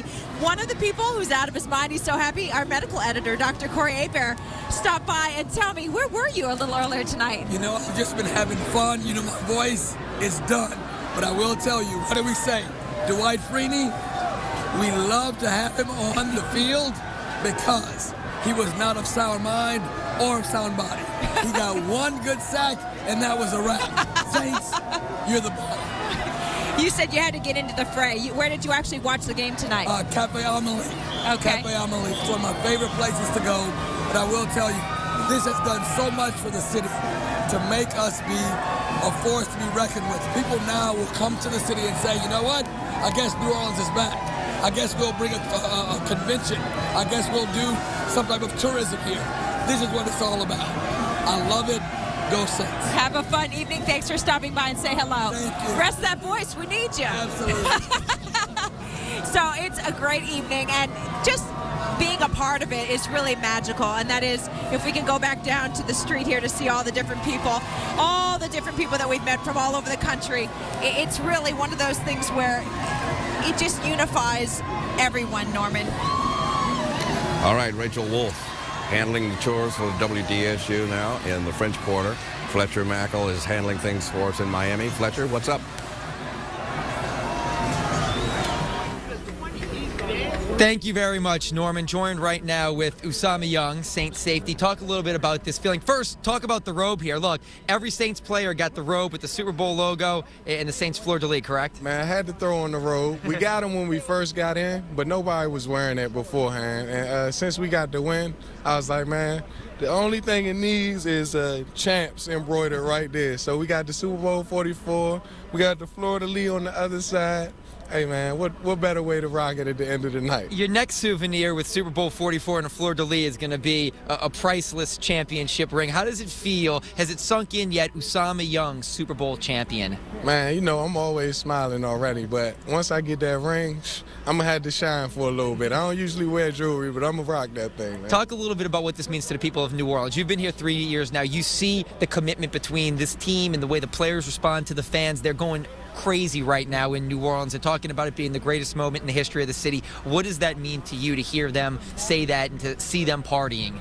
Not to say we didn't miss y'all, Who Dat Nation, but we had a lot of the Who Dat Nation here in this crowd, and it was crazy just coming in, seeing how many people we had supporting us, and it's been a long journey, and that's how it's been. Everybody was in the dome when we traveled to Washington, when we traveled everywhere. We had it. It was almost like a home crowd, and you know that the Saints. When you think of the Saints, you think of the city of New Orleans. You don't think of just the football team. It's our success. It means so much to the people of the city. So many people lost so much, and to be able to lift people's spirits and get people together, it's amazing. Do you think you'll look back, obviously, one day when they say the Saints may have helped in the recovery and the rebuilding, and you'll always feel a special part in some way that you help make people's lives better? Even though it's a football game, so many people feel so good and so positive, and shine a positive light on New Orleans after 4 years of horrible images of Katrina. People are talking about New Orleans now in a positive way. Do you feel somewhat responsible for that, and will you always feel responsible for that? That's big, man. That's big. I didn't look too far into the future, but when you bring it up and you make me think from that perspective, man, that's major. I already see being at this position is a blessing, but to be able to help so many people further down the line, that's too much. That's more than I could ask for. Like I said, I'm just happy to be blessed, but even more happy to be a blessing to others. And yeah, that's crazy. I didn't even think about that. And just final question, you excited about that parade on Tuesday? It's going to be bigger than Mardi Gras. I mean, it's going to be the best thing that I've ever witnessed. I can only imagine what it's going to be like for you. Man, I was just telling Keely, we need to see some live feeds, Bourbon Street, the quarter, or something, man, because they partying already. So we can't wait to get there. When we do, we partying. It's going to be amazing, man. So, yeah, I can't wait. I know. And speaking of Keely, I think she's going to come on in here with Courtney Roby right now, the punt returner. And so I know Courtney Roby, he did a good job there. You're right. Here you go, Keely. Hold on 1 second. Okay. I know you want to put your This is I'm good. live television. I'm gonna hand this off to Fletcher so I can have IFB so I can hear our wonderful producer, Lisa Collins. Okay. So, Courtney, you know, we were just talking about this off camera. Tell everybody what you just told me as far as this being your first Super Bowl win, and you weren't even on this team when the final roster came out. I mean, you know what?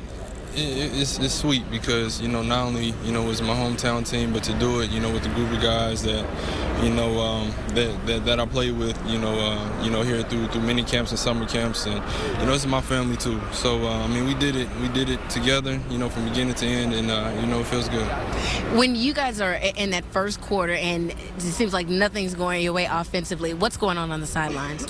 I mean, you know, we're just telling each other, you know, just stay into it. You know, football is a crazy sport. You know, you got your ups and your downs, but you know, it's the team that battles for a full 60 minutes that, you know, gets the victory. So, you know, it was key for us to, you know, come out, you know, during right after halftime and get that onside kick. You know, it gave us a lot of momentum, and you know, from there it was on. Sean Payton has showed his gutsy play calling. I mean, he's done it since he's been in New Orleans, but he really just was the epitome of leaving it all all out on the field.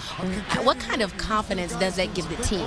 You know what? It gives us a lot of confidence. You know, this is the last game of the season, and you know you have to pull out all the tricks sometimes, and just let it fly. But he's an outstanding coach, and he's been all year long getting us prepared, and that was a play that we have been working on for a while. So to actually come out here and execute it during the Super Bowl was huge. How much did you guys watch television or read the internet or read blogs or anything, or even if you didn't, how much did friends and family say they're not really giving you guys a chance in this one? Well, I mean, you try to stay away from it, but I mean, it's out there. I'm flipping through the channels, and I see ESPN, and I see basically the whole country was against us.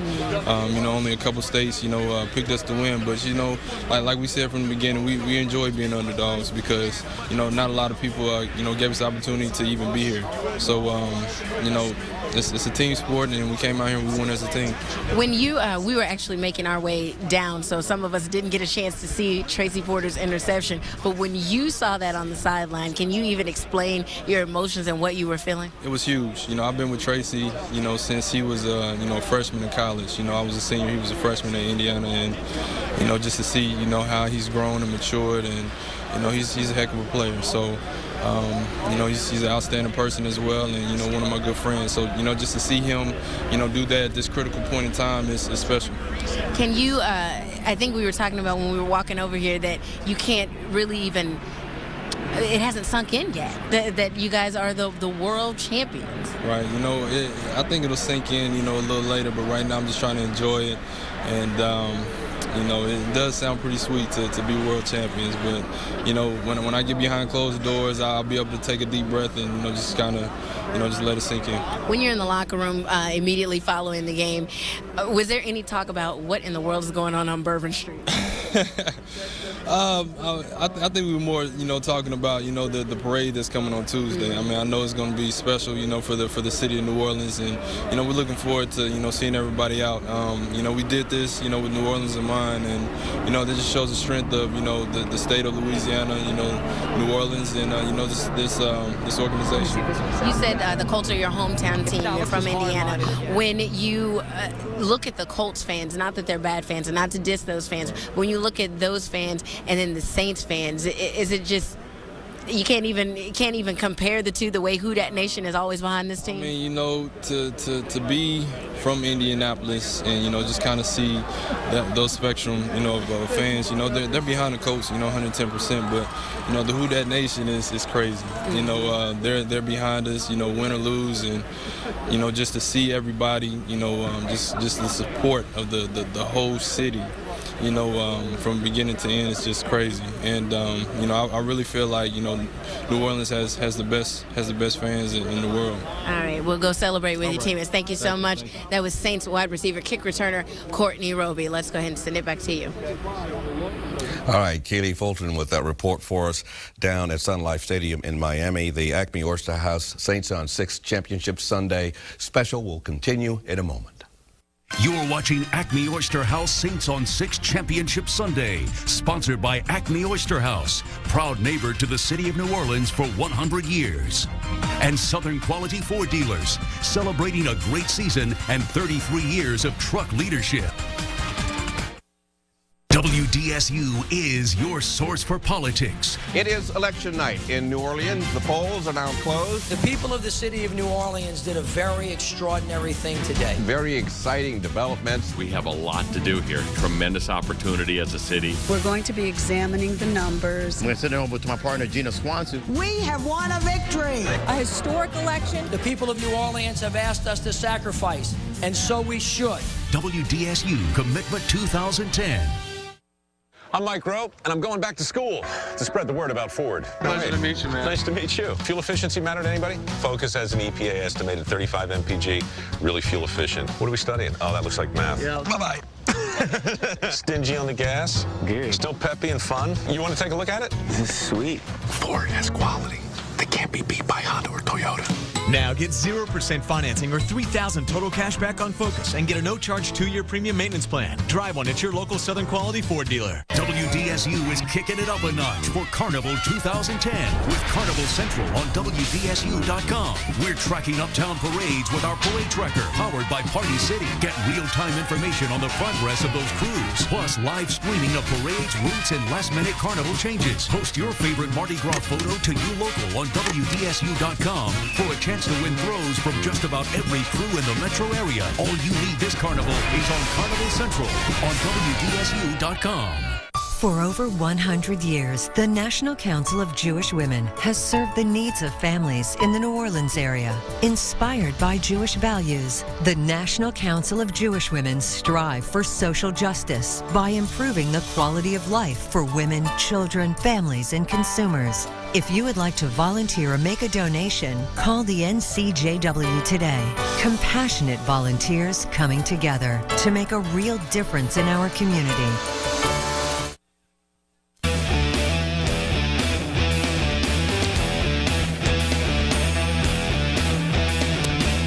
You're watching live continuous coverage of post-game reaction following the Saints' historic win at Super Bowl 44 down in Miami. We take you back to Sun Life Stadium now, where Keely Fulton is standing by with Saints player Cedric Ellis. Keely? All right, how are you doing, Norman? I am joined by Saints defensive tackle Cedric Ellis. He's making me laugh. He's cracking jokes over here, particularly about this robe. But you said when you're Super Bowl champion, you can wear whatever you want to wear, right? Yeah, who's gonna tell me to take off my Super Bowl robe? We just won the Super Bowl, man. I'm not taking this robe off. I'll probably wear the robe about 3-4 days. Are you gonna wear it? I know you say you're gonna go out and celebrate. You're gonna wear it out to the club. I might go to the club in this tonight. We might go to the club in these robes as a team tonight.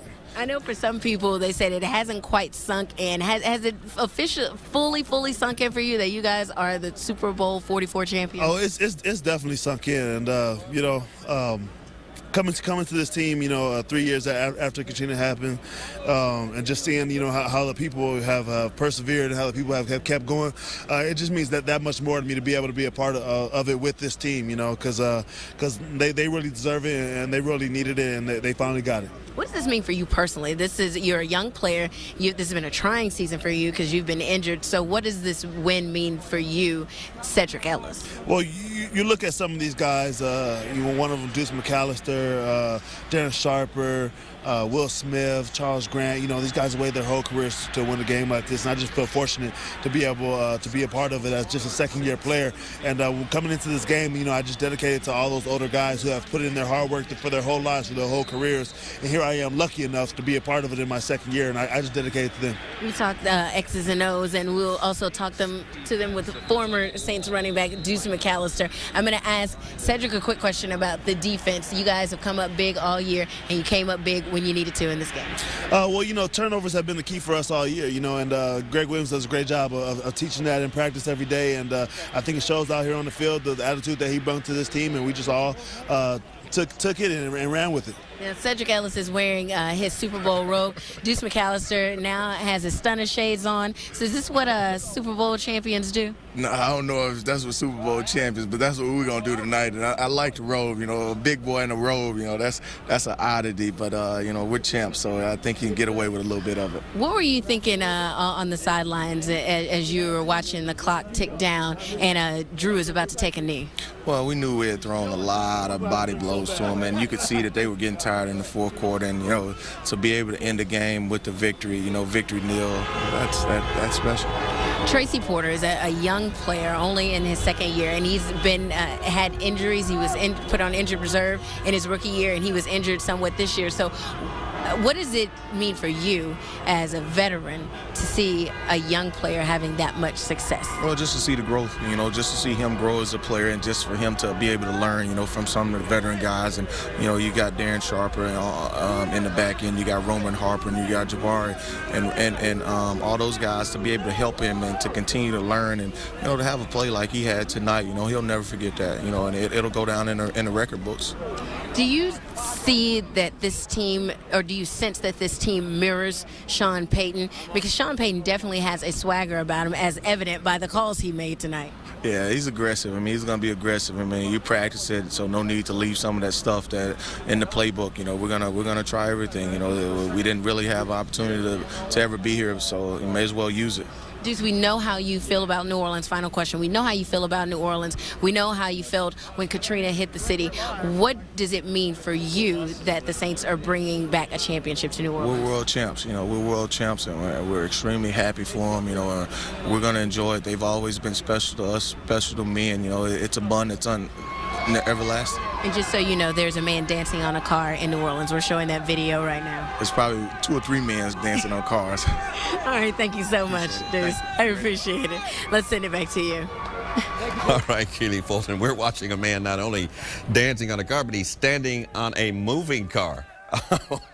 And there you have the scene in the French Quarter on Bourbon Street outside the Royal Sonesta balcony where our camera happens to be stationed. They're partying all over the city, and as you watched the game today, as you got ready to watch the game today, you could feel the electricity in the air. There were cars parked all over the place. It was like it was a Thanksgiving holiday. Everybody showing up at their relatives' homes, and now after the game is over, they're making their way downtown. Travers Mackel, in fact, caught up with fans in the CBD. Travers? Hey, Norman, it's gridlock on Poitras. Take a look down here. Wait, hold on. We're going to interview you in a second. Hang on. Let us look at this. Look down the street. People are surfing on cars, if you will, Norman. They're partying. It's gridlock out here. And these people, not too safe. Hang on. Let me point the scene here. Hang on. Look out. We're going to get to y'all in a second. Look at the traffic on Poitras. Look at all the people. Back of pickup trucks. The hoods of pickup trucks. It's absolutely... Hang on. You're getting tangled up in our courts here, little man. Hang on. All right. How about you, man? Look at this. You got. Show us your tattoo. You got 9th Ward tattooed on your forehead. How you know that? Well, I'm from here. I figured. I'm representing Drew Brees on the slick. You know, who that said they was gonna be the same, but they didn't. They didn't. So, who that? I love the Saints, baby. I guess we're showing off all the tattoos out here on Poitras. 504. That's what my dad, the Buford, used to play for the Saints. Buford Jordan was your dad? Yeah. You look like your dad, Buford Jordan. Yeah. He was a good player, man. All right, hang on. Let us get another shot of this again. Let us get another shot of going down Poitras right here. There are fans everywhere. It's incredible. Everybody's heading down to the French Quarter. They're running it out. Look at this right here. Look at these people hanging out the window over here. Just driving by. This has been going on for the better part of 2 hours out here. People just up and down Poitras, up and down Canal, in the back of pickup trucks, hanging on the cars, walking up and down. Everybody is having a good time. Here's another one. They're probably going a little too fast, but you know what? Some people are obviously throwing caution to the wind out here, but you know what? They're celebrating at least. And then you have these guys just doing the Drew Brees chant. I don't know if they're doing it justice, but they're at least trying to imitate Drew Brees. Norman? All right, Travers Mackel trying to maneuver his way through the sea of humanity down there, celebrating on Poitras Street and in the French Quarter in the wake of the Saints' magnificent victory at Super Bowl 44. Our special coverage of the post-game special will continue here on WDSU in just a moment. Don't go far. You're watching Acme Oyster House Saints on 6 Championship Sunday, sponsored by Acme Oyster House, proud neighbor to the city of New Orleans for 100 years. And Southern Quality Ford Dealers, celebrating a great season and 33 years of truck leadership. Time-honored traditions were never born overnight, and Acme Oyster House is no exception. Born to the French Quarter in 1910, Acme Oyster House has been serving the coldest raw oysters and the hottest char grills for almost 100 years. Locals and tourists alike know that Acme's New Orleans-style cooking, combined with a fun and festive environment, can be found just through our front door. Acme Oyster House, born in the French Quarter, praised all over. I'm Mike Rowan. I'm spreading the word about Ford at a gas station. I'm Mike Jasper. The Ford Fusion, most fuel-efficient midsize sedan in America. I like this one. The 2010 Motor Trend Car of the Year. What is the screen right there? That's part of the sync system. What's the most fuel-efficient midsize sedan in America? It's Ford Fusion. That's correct. Now get 0% APR or $2,000 total cash back on Fusion and get a no-charge 2-year premium maintenance plan. Drive one today at your local Southern Quality Ford dealer.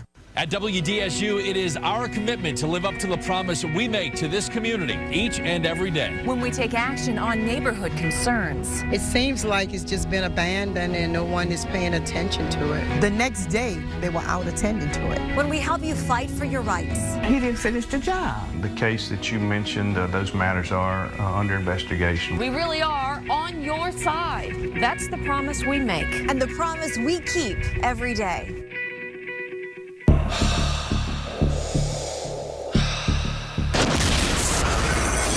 Nothing can stop their dream for gold. Not even gravity. Unbelievable. Bouncing around like a pinball. Huge speed. If you want to be the fastest, you can't be afraid. I definitely am not afraid. This February, the Vancouver Olympics on NBC.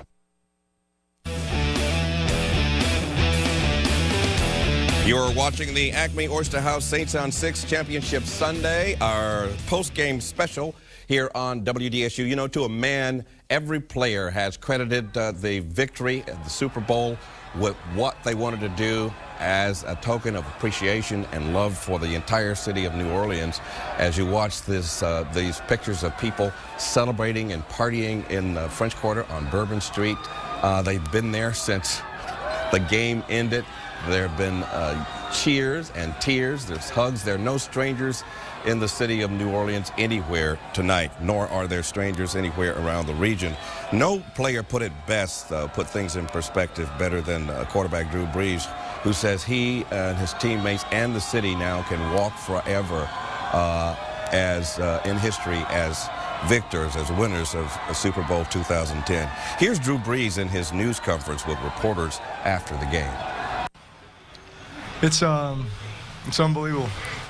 You know, it's sunk in, but I don't really know if it's sunk in yet.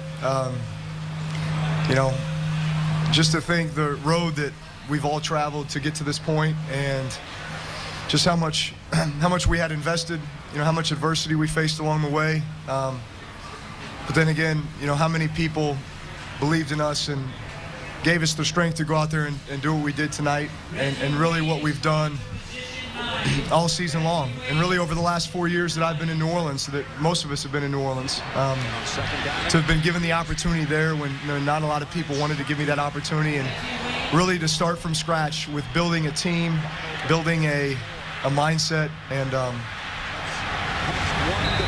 you know, setting those goals that we knew we could achieve through hard work and through trust in one another. And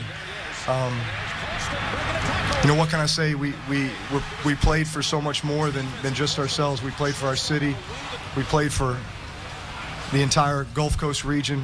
We played for all the entire Houdat Nation, who was behind us, you know, every step of the way. And what can I say? We've been blessed with so much, and just to have this opportunity is unbelievable.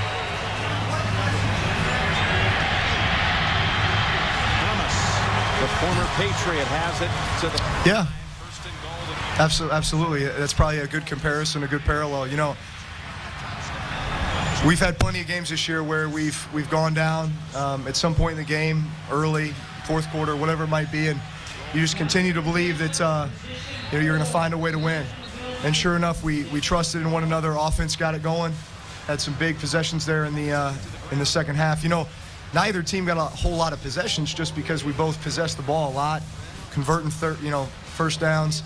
Not a lot of big plays were given up in this game because both defenses do a good job of that. And so, you know, really, we knew that we were going to have to move the ball, take advantage of the opportunities that we were given, but really be patient and just kind of take what they give us and move the ball and score points when we get the opportunity. You know, getting stopped on fourth down there in the second quarter was tough, but then defense got it right back for us. We at least had an opportunity at a 2-minute drive to go down and get some points to gain some momentum going into halftime.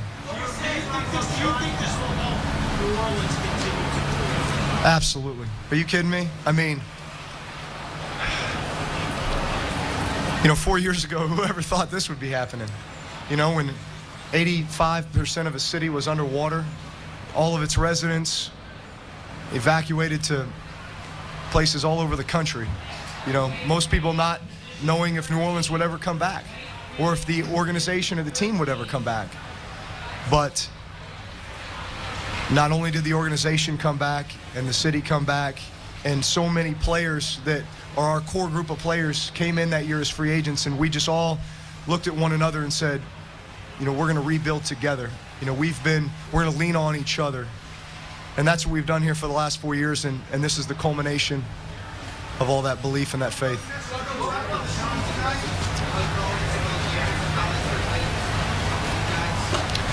Listen, we've got, our head coach is unbelievable now. You know, not only as an offensive guru, you know, a guy who is a great play caller, an aggressive play caller, a confident play caller, and a guy who can instill all of those traits into his players, but just as a coach who has to manage so much, you know, and does it with class and is very fair. But, you know, there's nobody that I wanted to win this championship for more than Sean Payton. And the opportunity that he gave me to be there, as well as gave a lot of other guys to be there. But just because of, I know how much he has invested and how much, just all the little things that don't go unnoticed for a guy like me who's been around now for 9 years and been with some great coaches and been with some great players, but there's none better than him. And, you know, the type of, not only coach he is, but type of person he is, the type of family man he is, and just what he instills in all of his players. He makes us better players, but he also makes us better men.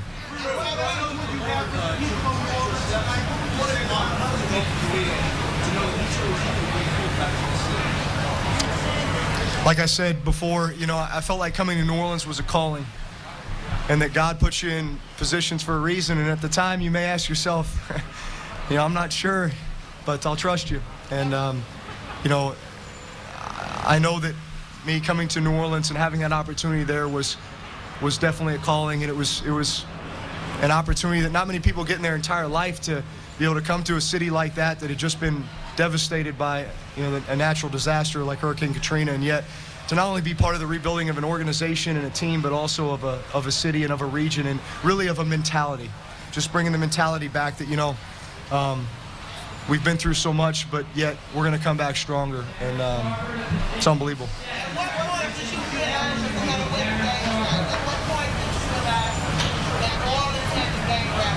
Well, once we got the interception to go up 31-17, I mean, I've seen Peyton Manning come back plenty of times with 3 minutes or less, you know, 2 scores. So by no means did I think the game was over, but obviously that put it, you know, pretty far away. And I just knew that, hey, we can keep everything in front of us on defense and chew up that clock. That offensively still the mentality was, hey, we're going to have to get a first down or 2 to win this game. And so immediately you start thinking, getting in that mindset of, you know, grinding it out, getting a first down and trying to win the game. But, you know, we stopped them on 4th down and took it down on the knee.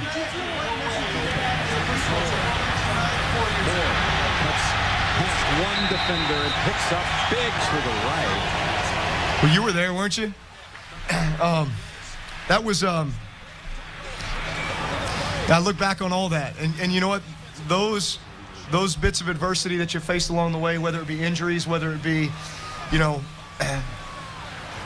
getting maybe shunned by another team, or just, you know, and really when I say that, I mean all the guys that came in back in 06, all these free agents that, you know, obviously they were free agents because their other team didn't want them anymore, you know, and maybe thought that they couldn't play anymore, couldn't help them, and that's really what our team was made up of, starting in 2006. And so you look to those moments and you just use it as motivation. You just use it as strength, and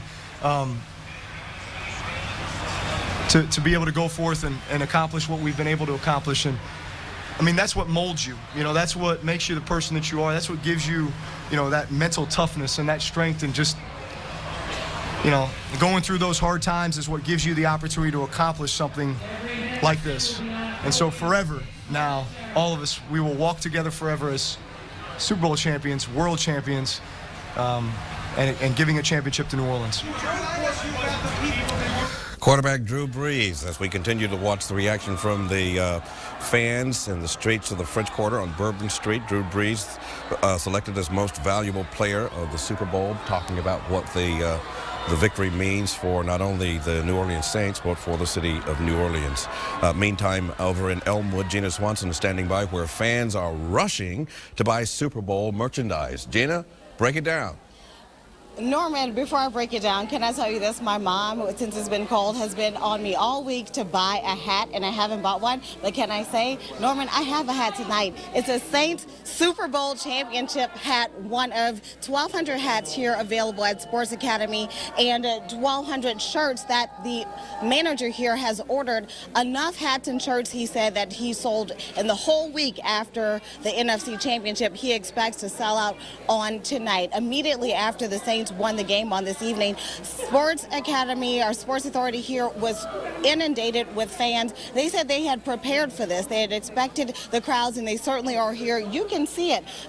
All these people are here buying multiple items, not one hat, not one shirt. They're buying things to send to people. Some of these things, Norman, run $50. Some of the sweatshirts, $50+, but they're grabbing multiple items to send off to family and friends. They wanted to be in the number among the first people to have the Saints World Championship paraphernalia. Such an amazing experience, even in the line. People still chanting "Who dat?" People still excited. It's gotten to the point where they can't even let all these people in at one time. You see this line right here? There is actually another line outside of the store, wrapping around the store. They can't let everybody in. They have Jefferson Parish deputies here to do crowd control, just to keep, I guess, down on the pandemonium. Certainly an exciting scene here in Elmwood. We'll bring you more information as the evening progresses, but that's the story for now. Fans buying up all the Saints championship items. I'm Gina Swanson. Norman, back to you. Gina Swanson, before you get out of there, make sure you bring me back one of those hats. I'm confined to the studio. Not that there's something wrong with that. Not that I'm complaining. I just want you to get me one of those hats. Absolutely. All right, thank you. In fact, it is a special moment to be anywhere in the city of New Orleans to talk about the victory, this amazing phenomenon that took place called the New Orleans Saints. This has been a magnificent, wonderful year. It has been undescribably inspiring. You watch this team and you get goose pimples when you watch them play. They play with such poise and such confidence. This is a team that that kind of broke us of the old habit of expecting the worst. Remember when you sat around the TV and watched the Saints be on top for 3 or 4 quarters only to lose at the very last minute? Well, they changed our mindset. And in a way, they changed our mindset about the image of our city.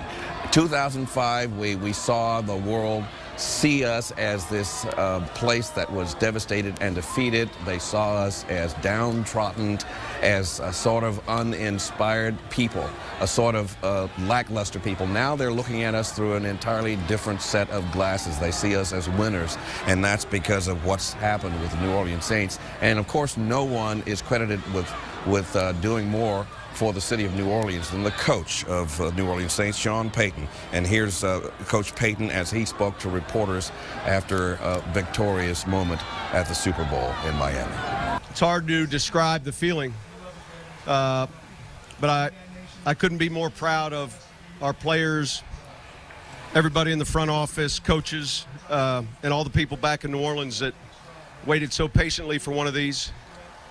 I know I speak for everyone to say that we're excited to deliver, and I'm sure they're having a good time on Bourbon Street tonight. I thought our preparation during the week was good. I thought the second half was key. Guys hung in there. We made enough plays and came up with a big win, and it was a good team effort.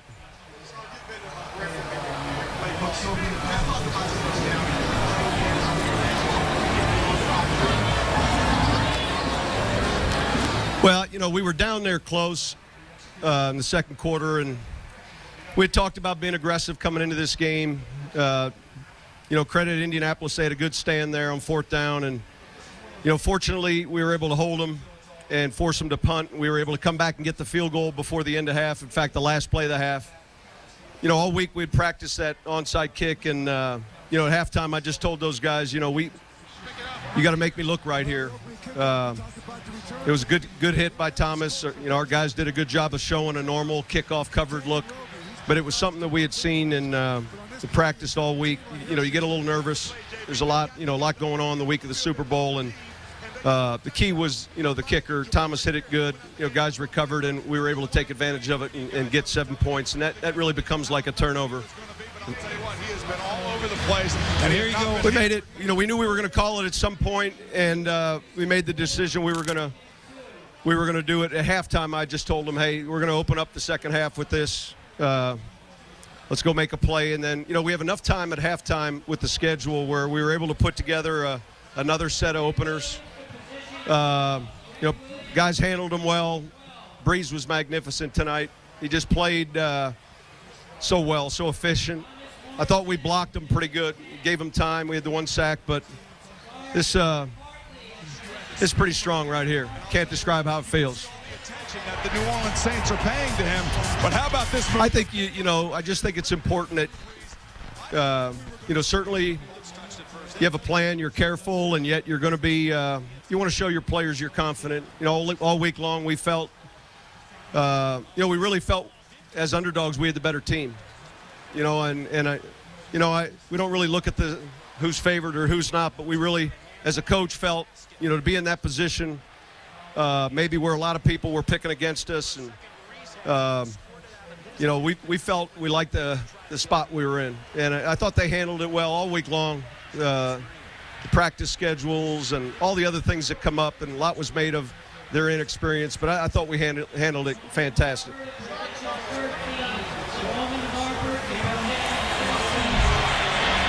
Well, yeah.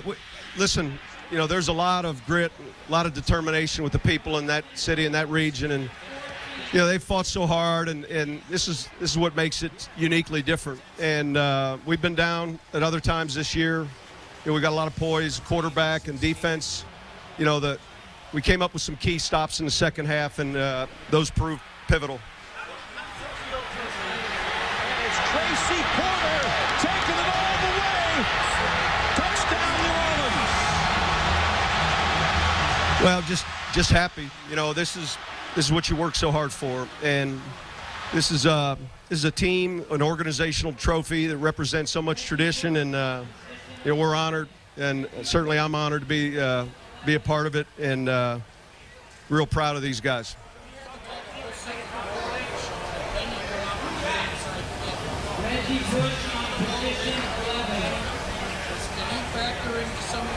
Well, the time of possession was going to be important. And what we were trying to do is create an additional series, which we were able to do. And, our guys did a good job executing the play. But certainly you want to minimize his snaps. And, we were able to do that to some degree. But he's a heck of a player.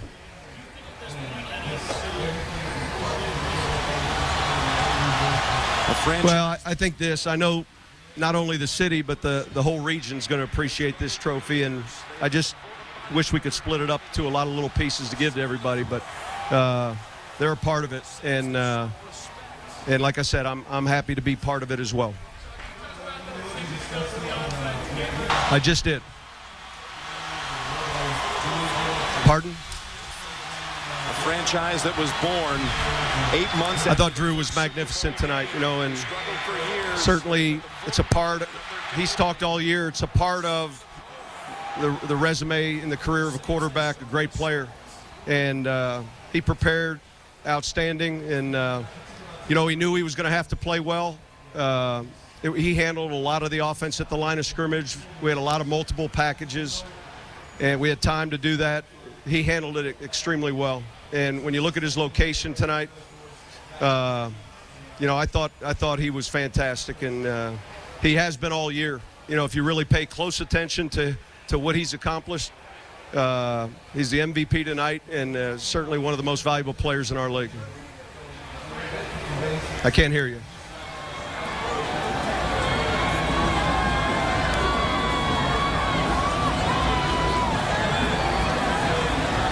Well, I think our league, is full of players, coaches. All of us come from all different program-sized schools. I just been fortunate to be around a lot of good people to teach me how to win. And, I feel privileged, really, to have had experience to be at a lot of good places and a lot of people that touch these players' lives. It makes them happy tonight, and certainly the people that were able to touch my life. Come on, Peter. We felt during the week it was more than 60-70% chance of recovery based on the look. We felt real, not good, we felt real good, to the point where we had actually talked about it with the officials, and they said, well, if you do it, what's it going to look like? And I said, it's not if, we're going to, it's going to be from a balanced look and our normal kick approach. And, Thomas did a great job. It's something we spent some time on last week and practiced it a little this week. You get a little nervous when you practice something like that, the week of the Super Bowl with everyone that's at practice. But the execution was good. It was great. They made me look good. I was in on the scrum. No, our guys did a good job and getting on it and falling on it, and Chris Reese did a great job. Clearly came up with it. Coach Sean Payton addressing the reporters in the press room following the game, talking about what this trophy means to not only the city of New Orleans but to the entire region. You heard him say that he wished that he could split it up into little pieces and just hand it out to all of the areas around Metro New Orleans. The city of New Orleans, in case you hadn't figured it out, they love this football team, so much so that there's a special parade plan for the team when they get back on Tuesday. But the big question now is, when will the team get back to New Orleans? Keely Fulton is standing by live in Miami with a bit of information about that. Keely? Well, Norman, normally what teams do, what the team does immediately following the game, they board their buses, head to the airport, get on their charter plane, and they're back in New Orleans by that evening. But as you can imagine, they want to hang out in Miami just a little bit tonight to do some celebrating. We heard defensive tackle Cedric Ellis say he may wear his Super Bowl robe out to the club, because many of the guys are definitely going to go celebrate, go to their hotels, hang out with their families, and then paint the town black and gold. Now, so the team will not be getting back tonight. They're going to get back sometime tomorrow morning. We're still working on the exact information of what time Who Dat Nation can head out to Louis Armstrong Airport and show the team how proud they are that they have brought the Vince Lombardi Trophy back to the Big Easy. Norman? No question, that's a bit of information we'll all be waiting on, Keely, and we'll be counting on you to get it for us. When will the team get back? That's the question we have yet to answer. What time? We know it's tomorrow morning, but we don't know exactly what time. Meantime, you're watching the Acme Oyster House Saints on 6 Championship Sunday live broadcast here on WDSU. Back with more after this. You're watching Acme Oyster House Saints on 6 Championship Sunday, sponsored by Acme Oyster House, proud neighbor to the city of New Orleans for 100 years. And Southern Quality Ford dealers, celebrating a great season and 33 years of truck leadership. Time-honored traditions were never born overnight, and Acme Oyster House is no exception. Born to the French Quarter in 1910, Acme Oyster House has been serving the coldest raw oysters and the hottest char grills for almost 100 years. Locals and tourists alike know that Acme's New Orleans-style cooking, combined with a fun and festive environment, can be found just through our front door. Acme Oyster House, born in the French Quarter, praised all over. I'm Mike Rowe, and I'm going back to school to spread the word about Ford. Pleasure to meet you, man. Nice to meet you. Fuel efficiency matter to anybody? Focus has an EPA estimated 35 mpg, really fuel efficient. What are we studying? Oh, that looks like math. Yeah. Bye-bye. Stingy on the gas? Good. Still peppy and fun? You want to take a look at it? This is sweet. Ford has quality that can't be beat by Honda or Toyota. Now get 0% financing or $3,000 total cash back on Focus and get a no-charge 2-year premium maintenance plan. Drive one at your local Southern Quality Ford dealer. On the next Dr. Oz show, the Big O, how to have your best orgasm ever after 40. It's like lifting weights for your... If you've lost it or never had it, Dr. Oz shows you why. The dangerous crowd today. You can get your orgasm back. You also have a magic pill. Then, 20 years and 204 pounds since high school. The plan to get you reunion ready. Plus Dr. Oz, 200 people, 1 hour. Can they pull it off? Monday at 2 on WDSU. Sometimes winning a race Here comes Davis down the straightaway. Is he going to have enough? Shawnee Davis wins the gold. means more than a medal. The first African-American to win individual gold in a Winter Games. And this February, Chicago's Shawnee Davis will head to Vancouver with a chance to make history Gold medal! repeat itself. You truly put your heart towards what you're trying to accomplish. Dreams can come true. February 12th, the Vancouver Olympics on NBC.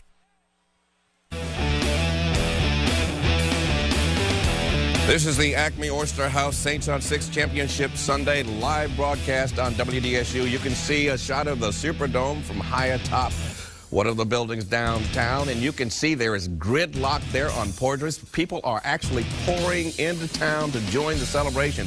There have been people here all night long, ever since before the game, lining the streets, partying, high-fiving, hugging, kissing, cheering, crying, just to be in that number to celebrate this momentous occasion. The New Orleans Saints, after 43 years of struggling and frustration, finally winning their first Super Bowl. As a matter of fact, the first trip to the Super Bowl, they come out victorious, and that is a rare accomplishment. You're watching scenes of people in the French Quarter.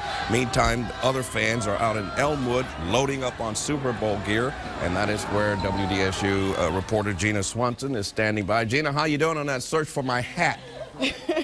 Norman, we have your hat. You know, we listened to you name off all of the emotions, but one thing you forgot to mention that has been instrumental during this season, especially as the Yin Yang Twins has been our unofficial anthem, is crunk. And the people here at the Sports Authority are crunk. Let me tell you something. As soon as the game was over, people started making their way here to buy NFL championship merchandise because the Saints have won the Super Bowl. Among those fans who were here, Brad, I see you got your championship shirt. Well, tell me, why did you come out as soon as the game was over? Because the black and gold won the Super Bowl.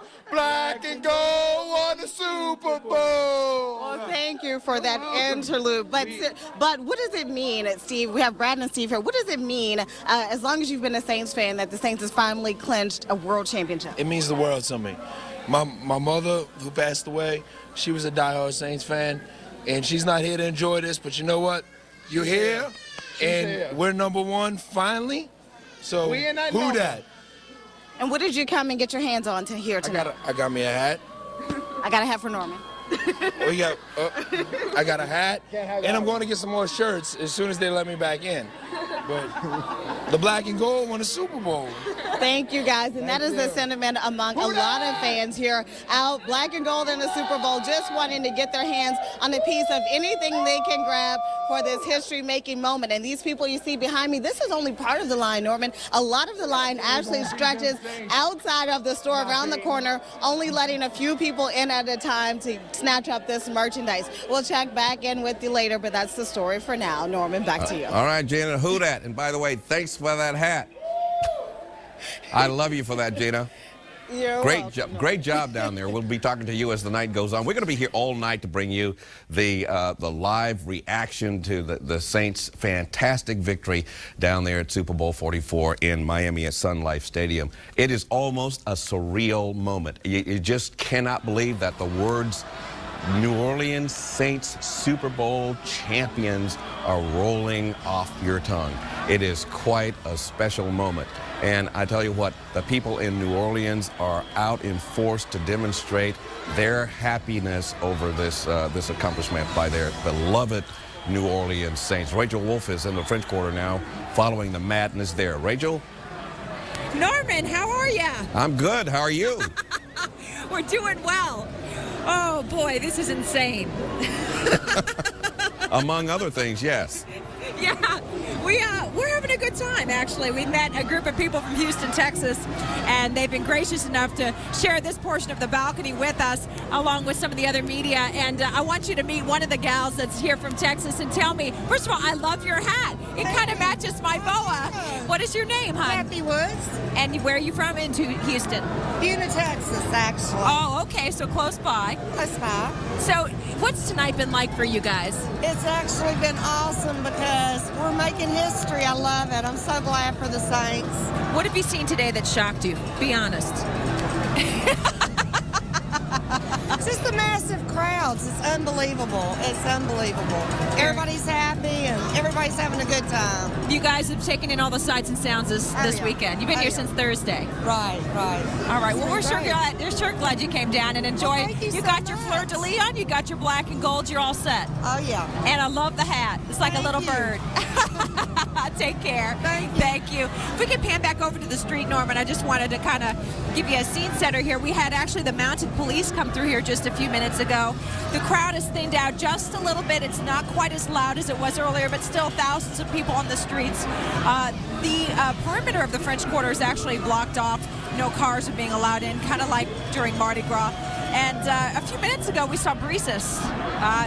It was Jesus with the number 9 and a halo that was lit. So every once in a while, you have one of these characters that comes by and everybody lines up and takes a picture with them. So it's a lot of fun, a good time, and you're seeing what we're seeing. So anything goes, in the French Quarter, and really a carnival-like atmosphere. As only can happen in the city of New Orleans. We've said this before, and I'll say it again. People in New Orleans know how to have a good time because we love life here. And nowhere is that demonstrated more than the crowds who have gathered in the French Quarter to celebrate this monumental victory by the New Orleans Saints. Our Acme Oyster House Saints on 6 Championship Sunday special will continue in a moment.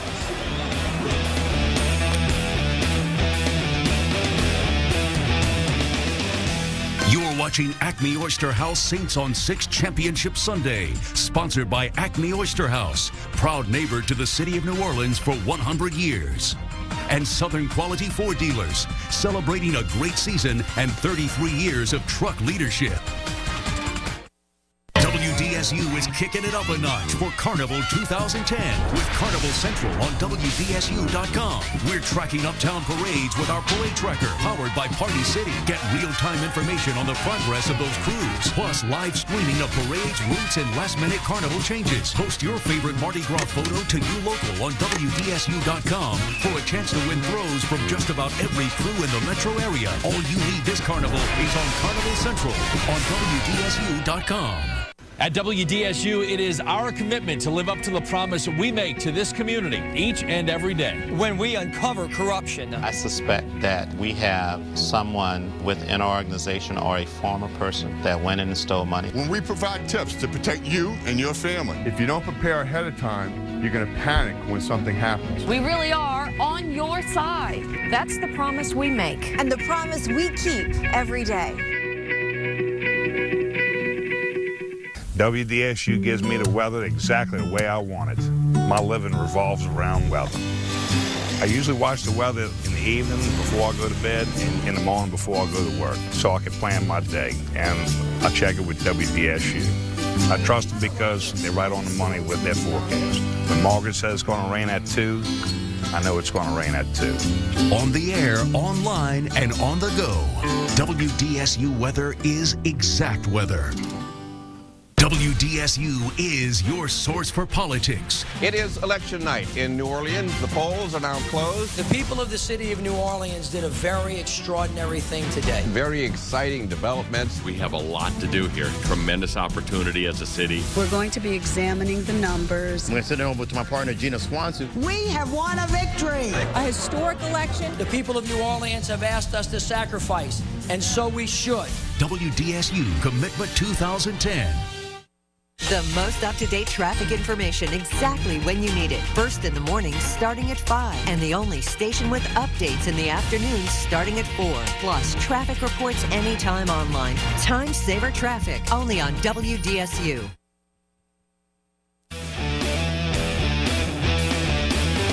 Oyster House, you are watching the Acme Oyster House Saints on 6 Championship Sunday live broadcast special here on WDSU. We're covering everything from players to fans' reaction on the street. You're looking at a live shot outside the Superdome. You can see the traffic there on Poydras Street. It is a log jam out there. Travis Mackle is on Poydras covering the procession. Travers? Hey, Norman, take a look behind me. It is absolutely unbelievable here. A limo's trying to get in. Maybe it's a high roller here at Harris. It's bumper to bumper. People are surfing the hoods of their car. It is absolutely incredible. Now, I do have some information to pass along to you. Source I know in Kenner told me that the team is probably arriving sometime between noon and 3 o'clock. They're targeting 2. Don't know if that's going to happen, but it's definitely going to be an afternoon arrival when the team gets back. All of these fans out here on Poydras will probably head out to the airport tomorrow as the party will just continue out there, Norman. All right, noon and 3 o'clock, the team is supposed to get back. Meantime, Travers, does it look like more people are beginning to travel into the city by car? It does. Let's take another look at it here, Norman. You know, you can see all the cars right here. Here comes somebody waving the Saints flag over here. Here comes my next door neighbor just walked by. Here comes somebody waving a flag over here coming down Poydras. You can see them. It is it's bumper to bumper. They're actually stopping traffic at Chapatulas, and they're not letting anybody come down Poydras for about 20-minute increments, and then they're reopening Poydras and letting all the cars come down to cruise and show everything off. Well, Travis, you talked about the team probably returning tomorrow between noon and 3. What about the parade route that they're expected to travel Tuesday? You know, it's going to be pandemonium, Norman. The parade starts at the Superdome. You're looking at the parade route right now on screen. It's expected to be as large as Endymion, Bacchus, Orpheus, any of the Super Crews. It's going to be that big, and it's going to be absolute pandemonium. It's going to be 10, 12, 15 deep out there. So, you know, it's going to be unbelievable on this parade route out here. You know, somebody told us they can't wait. This may be the real Mardi Gras day. Tuesday of this week may be the real Mardi Gras day, not to slight Zulu or Rex or any of the truck parades, but they say that this Mardi Gras day may pale in comparison. Well, the parade starts at 5 o'clock on Tuesday, Travers. What kind of police presence are you seeing down there tonight, downtown? A heavy police presence, Norman. We actually have our guys right here standing by. We've incorporated our own security right here from Harris Hotel. Our guys here to kind of keep the crazies away from us. But look at this guy on the top of the car, Norman. A lot of the cops are in the quarter. A lot of the cops are on Poydras Street. But everybody's keeping it in check. We haven't seen many fights. We haven't seen anybody getting out of control. They're celebrating. Everybody is good. They're a little wild, like this guy dancing on top of a pickup truck. Not the safest thing, but he's having a good time. But there are police officers around Poydras, Canal, the French Quarter. You do see a visible police presence. Deputy Superintendent Marlon DeFillo with the police department told everybody that this week that there would be a heavy police presence. They called in state police officers, and everything is going very smoothly. You know, the police department is quick to point out they're good at dealing with big events. They've handled Mardi Gras every year. They've handled NBA All-Star games, the Sugar Bowl, Super Bowl. This is big out here right now, but they're used to it. Norman? Travers, it looks like the crowd is growing in the French Quarter. Are most people coming down trying to get to the French Quarter, or are they simply driving around any place they can find a space to drive around downtown? Combination of the two. I think a lot of people are coming into the French Quarter. We can't show you this enough. With this guy dancing. This is South Peters. We are right next to the Harris Hotel right here. This is South Peters, and it's bumper to bumper coming from the interstate or the Pontchartrain Expressway into the French Quarter. Also, it's gridlock coming down Poydras. I think that, Norman, people want to go down to the French Quarter. They also just want to cruise around and celebrate. The guy is running next to the car here on Poydras, and this guy dancing here, and of course he's playing Get Crunk, you know, like that's our like theme everything. song, you know. That is our theme song, Norman, and he's getting crunk up there on the car right now. Well, it looks like the traffic, Travers, is backed up all the way to Claiborne Avenue. It's absolutely built up all the way to Claiborne. Somebody came here and they told us it took them an hour and a half to get here from about the Carrollton overpass all the way to downtown. So if you're coming down here, come on down. It's great. Everybody Everybody's having a great time, but get ready for some serious traffic, some serious congestion, and absolutely no parking. Somebody parked the car right in front of us. We told him, hey, buddy, you may get towed in your Mercedes right here. He goes, I don't care. It's the Super Bowl. They can tow it if they want. And he's right in front of a no parking zone, but he hasn't been towed yet. But there is very little, if any, parking down here as everybody is celebrating. And take a look. Absolute gridlock, Norman. Oh, man. Well, you be careful out there. Don't get run over. Stay on the sidewalk. Stay out of harm's way. Go ahead. Here are our guys, Norman. We've incorporated the Harris Hotel security. Our guys to fend off the crazies, if you will. These guys are doing great work on behalf of Channel 6. Yeah, you're doing well yourself. There's no question about it. You know how to maneuver around those crowds. Right. You know, you got people-friendly skills, so you'll be all right. Right. Take care. We'll talk to you later. Let's hope so. All right. We're going to go out to Elmwood now and check back in with Gina Swanson, who's out with a crowd that's not as wild, but they are just as numerous. They're all rushing in the sporting goods store trying to stock up on Super Bowl and Saints paraphernalia. Gina? Absolutely, Norman, just as numerous and no signs of slowing down. Let me tell you something, 1,200 World Championship hats, 2,800 shirts. The manager here expects them all to be gone by tonight. Keep in mind, that's more hats and shirts than he sold the whole week after the Saints clinched the NFC Championship. Just to give you an idea of how this line is not slowing down, we have Albina here, who's here to buy her championship merchandise. What'd you come to get tonight? I came to get some shirts and some hats. Go Saints! Why was it important to you to be among the first to get your hands on this merchandise? Because we're #1, baby. And so tell us, what were you thinking as the clock was ticking down and you realized that the Saints were about to be world champions, the best in the NFL? What were your thoughts? My first thought was, oh my God, we just won the Super Bowl. We're going to win. And at first I couldn't believe it. I looked up and I saw him take that ball, run into the end zone, and I was just stunned. Celebrating out the wazoo. Celebrating out the wazoo, then made your way here. Yes, I did. Had to. You can, okay, you can still hear the chants of who dat as people make their way into the store. The manager here says he does expect to run out. He will be open here overnight until all of his product runs out, but he is expecting 4 more shipments on tomorrow. They were prepared for this moment. In the last few minutes of the game, he said he actually made his way here, had stocked up with his staff. They started putting the things out because they were prepared as soon as the clock struck 0, and it was official that the Saints had won the Super Bowl, the doors were open, and as you can see, it hasn't stopped since. That is the story for now. We're live on your side. I'm Gina Swanson for WDSU News. All right, Gina, no matter where you look, the excitement is the same. It hadn't stopped any place. All over the country, all over the world, people are talking about the New Orleans Saints winning the Super Bowl in their first trip to the event. And another native son, Harry Connick Jr., is also celebrating the victory. Here's what he had to say when we caught up with him after the game. People in New Orleans, what's the party like right there, you think? It's the greatest day in the history of our city. This team is the world champion team. We did it. Yeah, coach! Who that, coach? It's the greatest day in my life. How special is this for the city, you know, looking back 4 years? Everything's different now. The game has changed. We're the champions of the world. They can't talk nothing about us now. That sounds strange, doesn't it? Not to me. Thank you. How does it feel? Y'all are at every game. Y'all have been through the thick and thin. What does this mean for the city? How do y'all feel? I don't think people can describe what it means for the city unless you were there during Katrina. The Saints team have given hope back to the hopeless. That, I think, says it all. And God is good. God is very, very good. Thank you. Thank you. God bless the Saints.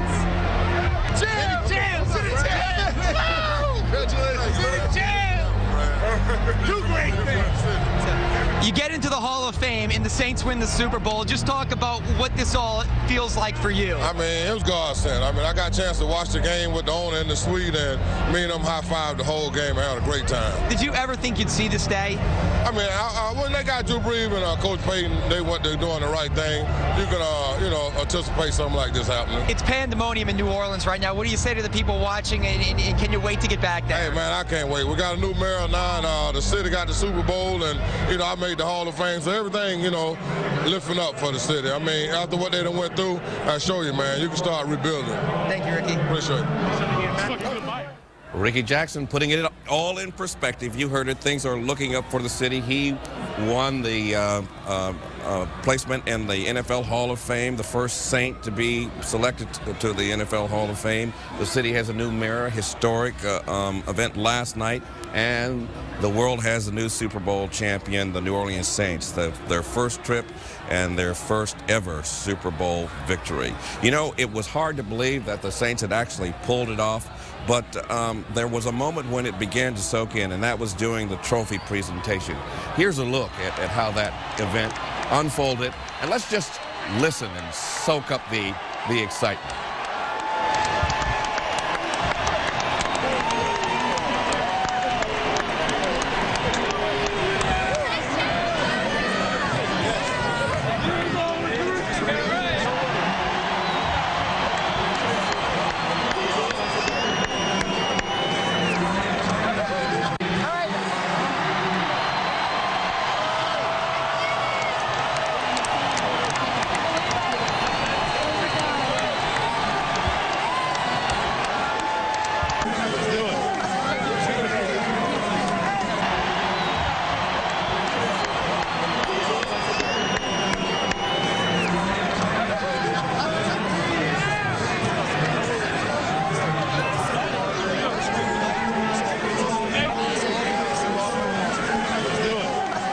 And there you saw the excitement from Sun Life Stadium in Miami as Coach Sean Payton, owner Tom Benson, and quarterback Drew Brees held up for the fans to see the Vince Lombardi Trophy.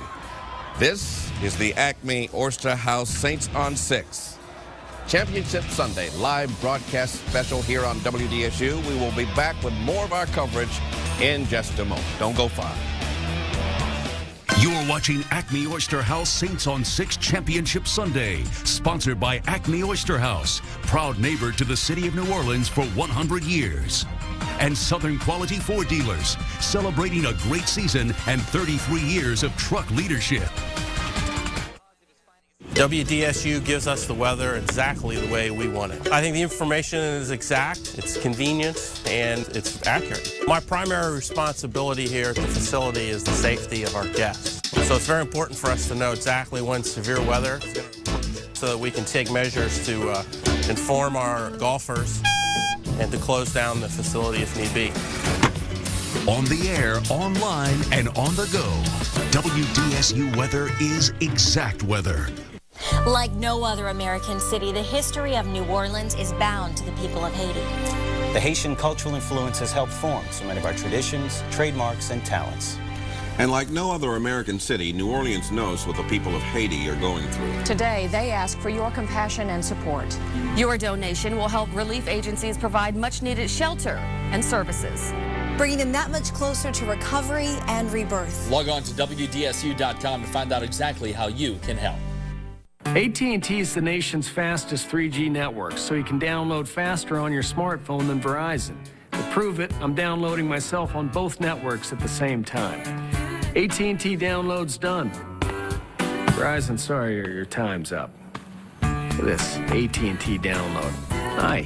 When you compare, there's no comparison. No, this... AT&T. That's just not right. A better 3G experience. This Valentine's Day, buy any smartphone after mail-in rebate and get any messaging phone free after mail-in rebate. Have you heard? Saving time, money, and for the future has never been simpler. Regions Life Green checking and savings accounts come with a personal savings review, up to a $250 annual savings account bonus, and free online and mobile banking for simple and safe banking anytime, anywhere. Just drop by or visit regions.com/open to open your accounts and get into the rhythm of saving. Regions. It's time to expect more. Loyalty. It's the cornerstone of the Toyota brand, and it's one reason why Toyota has the best resale value of any brand for 2010, according to Kelley Blue Book's KBB.com. In fact, Tacoma has the best resale value in its class. Right now, we're rewarding Toyota owners with $1,000 in owner loyalty cash on new Tacomas or any other Toyota of your choice. And everyone is eligible to receive 0 APR on a new 2010 Tacoma. To see why there's no comparison, visit buyatoyota.com. We didn't put the buttons under the glass in order for them to work differently. We put the buttons under the glass in order for you to work differently. The easy clean, revolutionary Kenmore Elite Double Oven. That's genius. Hi, I'm attorney Frank D'Amico Jr. Helping injured victims and their families is what we do every day. If you've been injured from someone else's negligence, we can help. If you've been injured, call the law office of Frank D'Amico Jr. at 504-525-7272.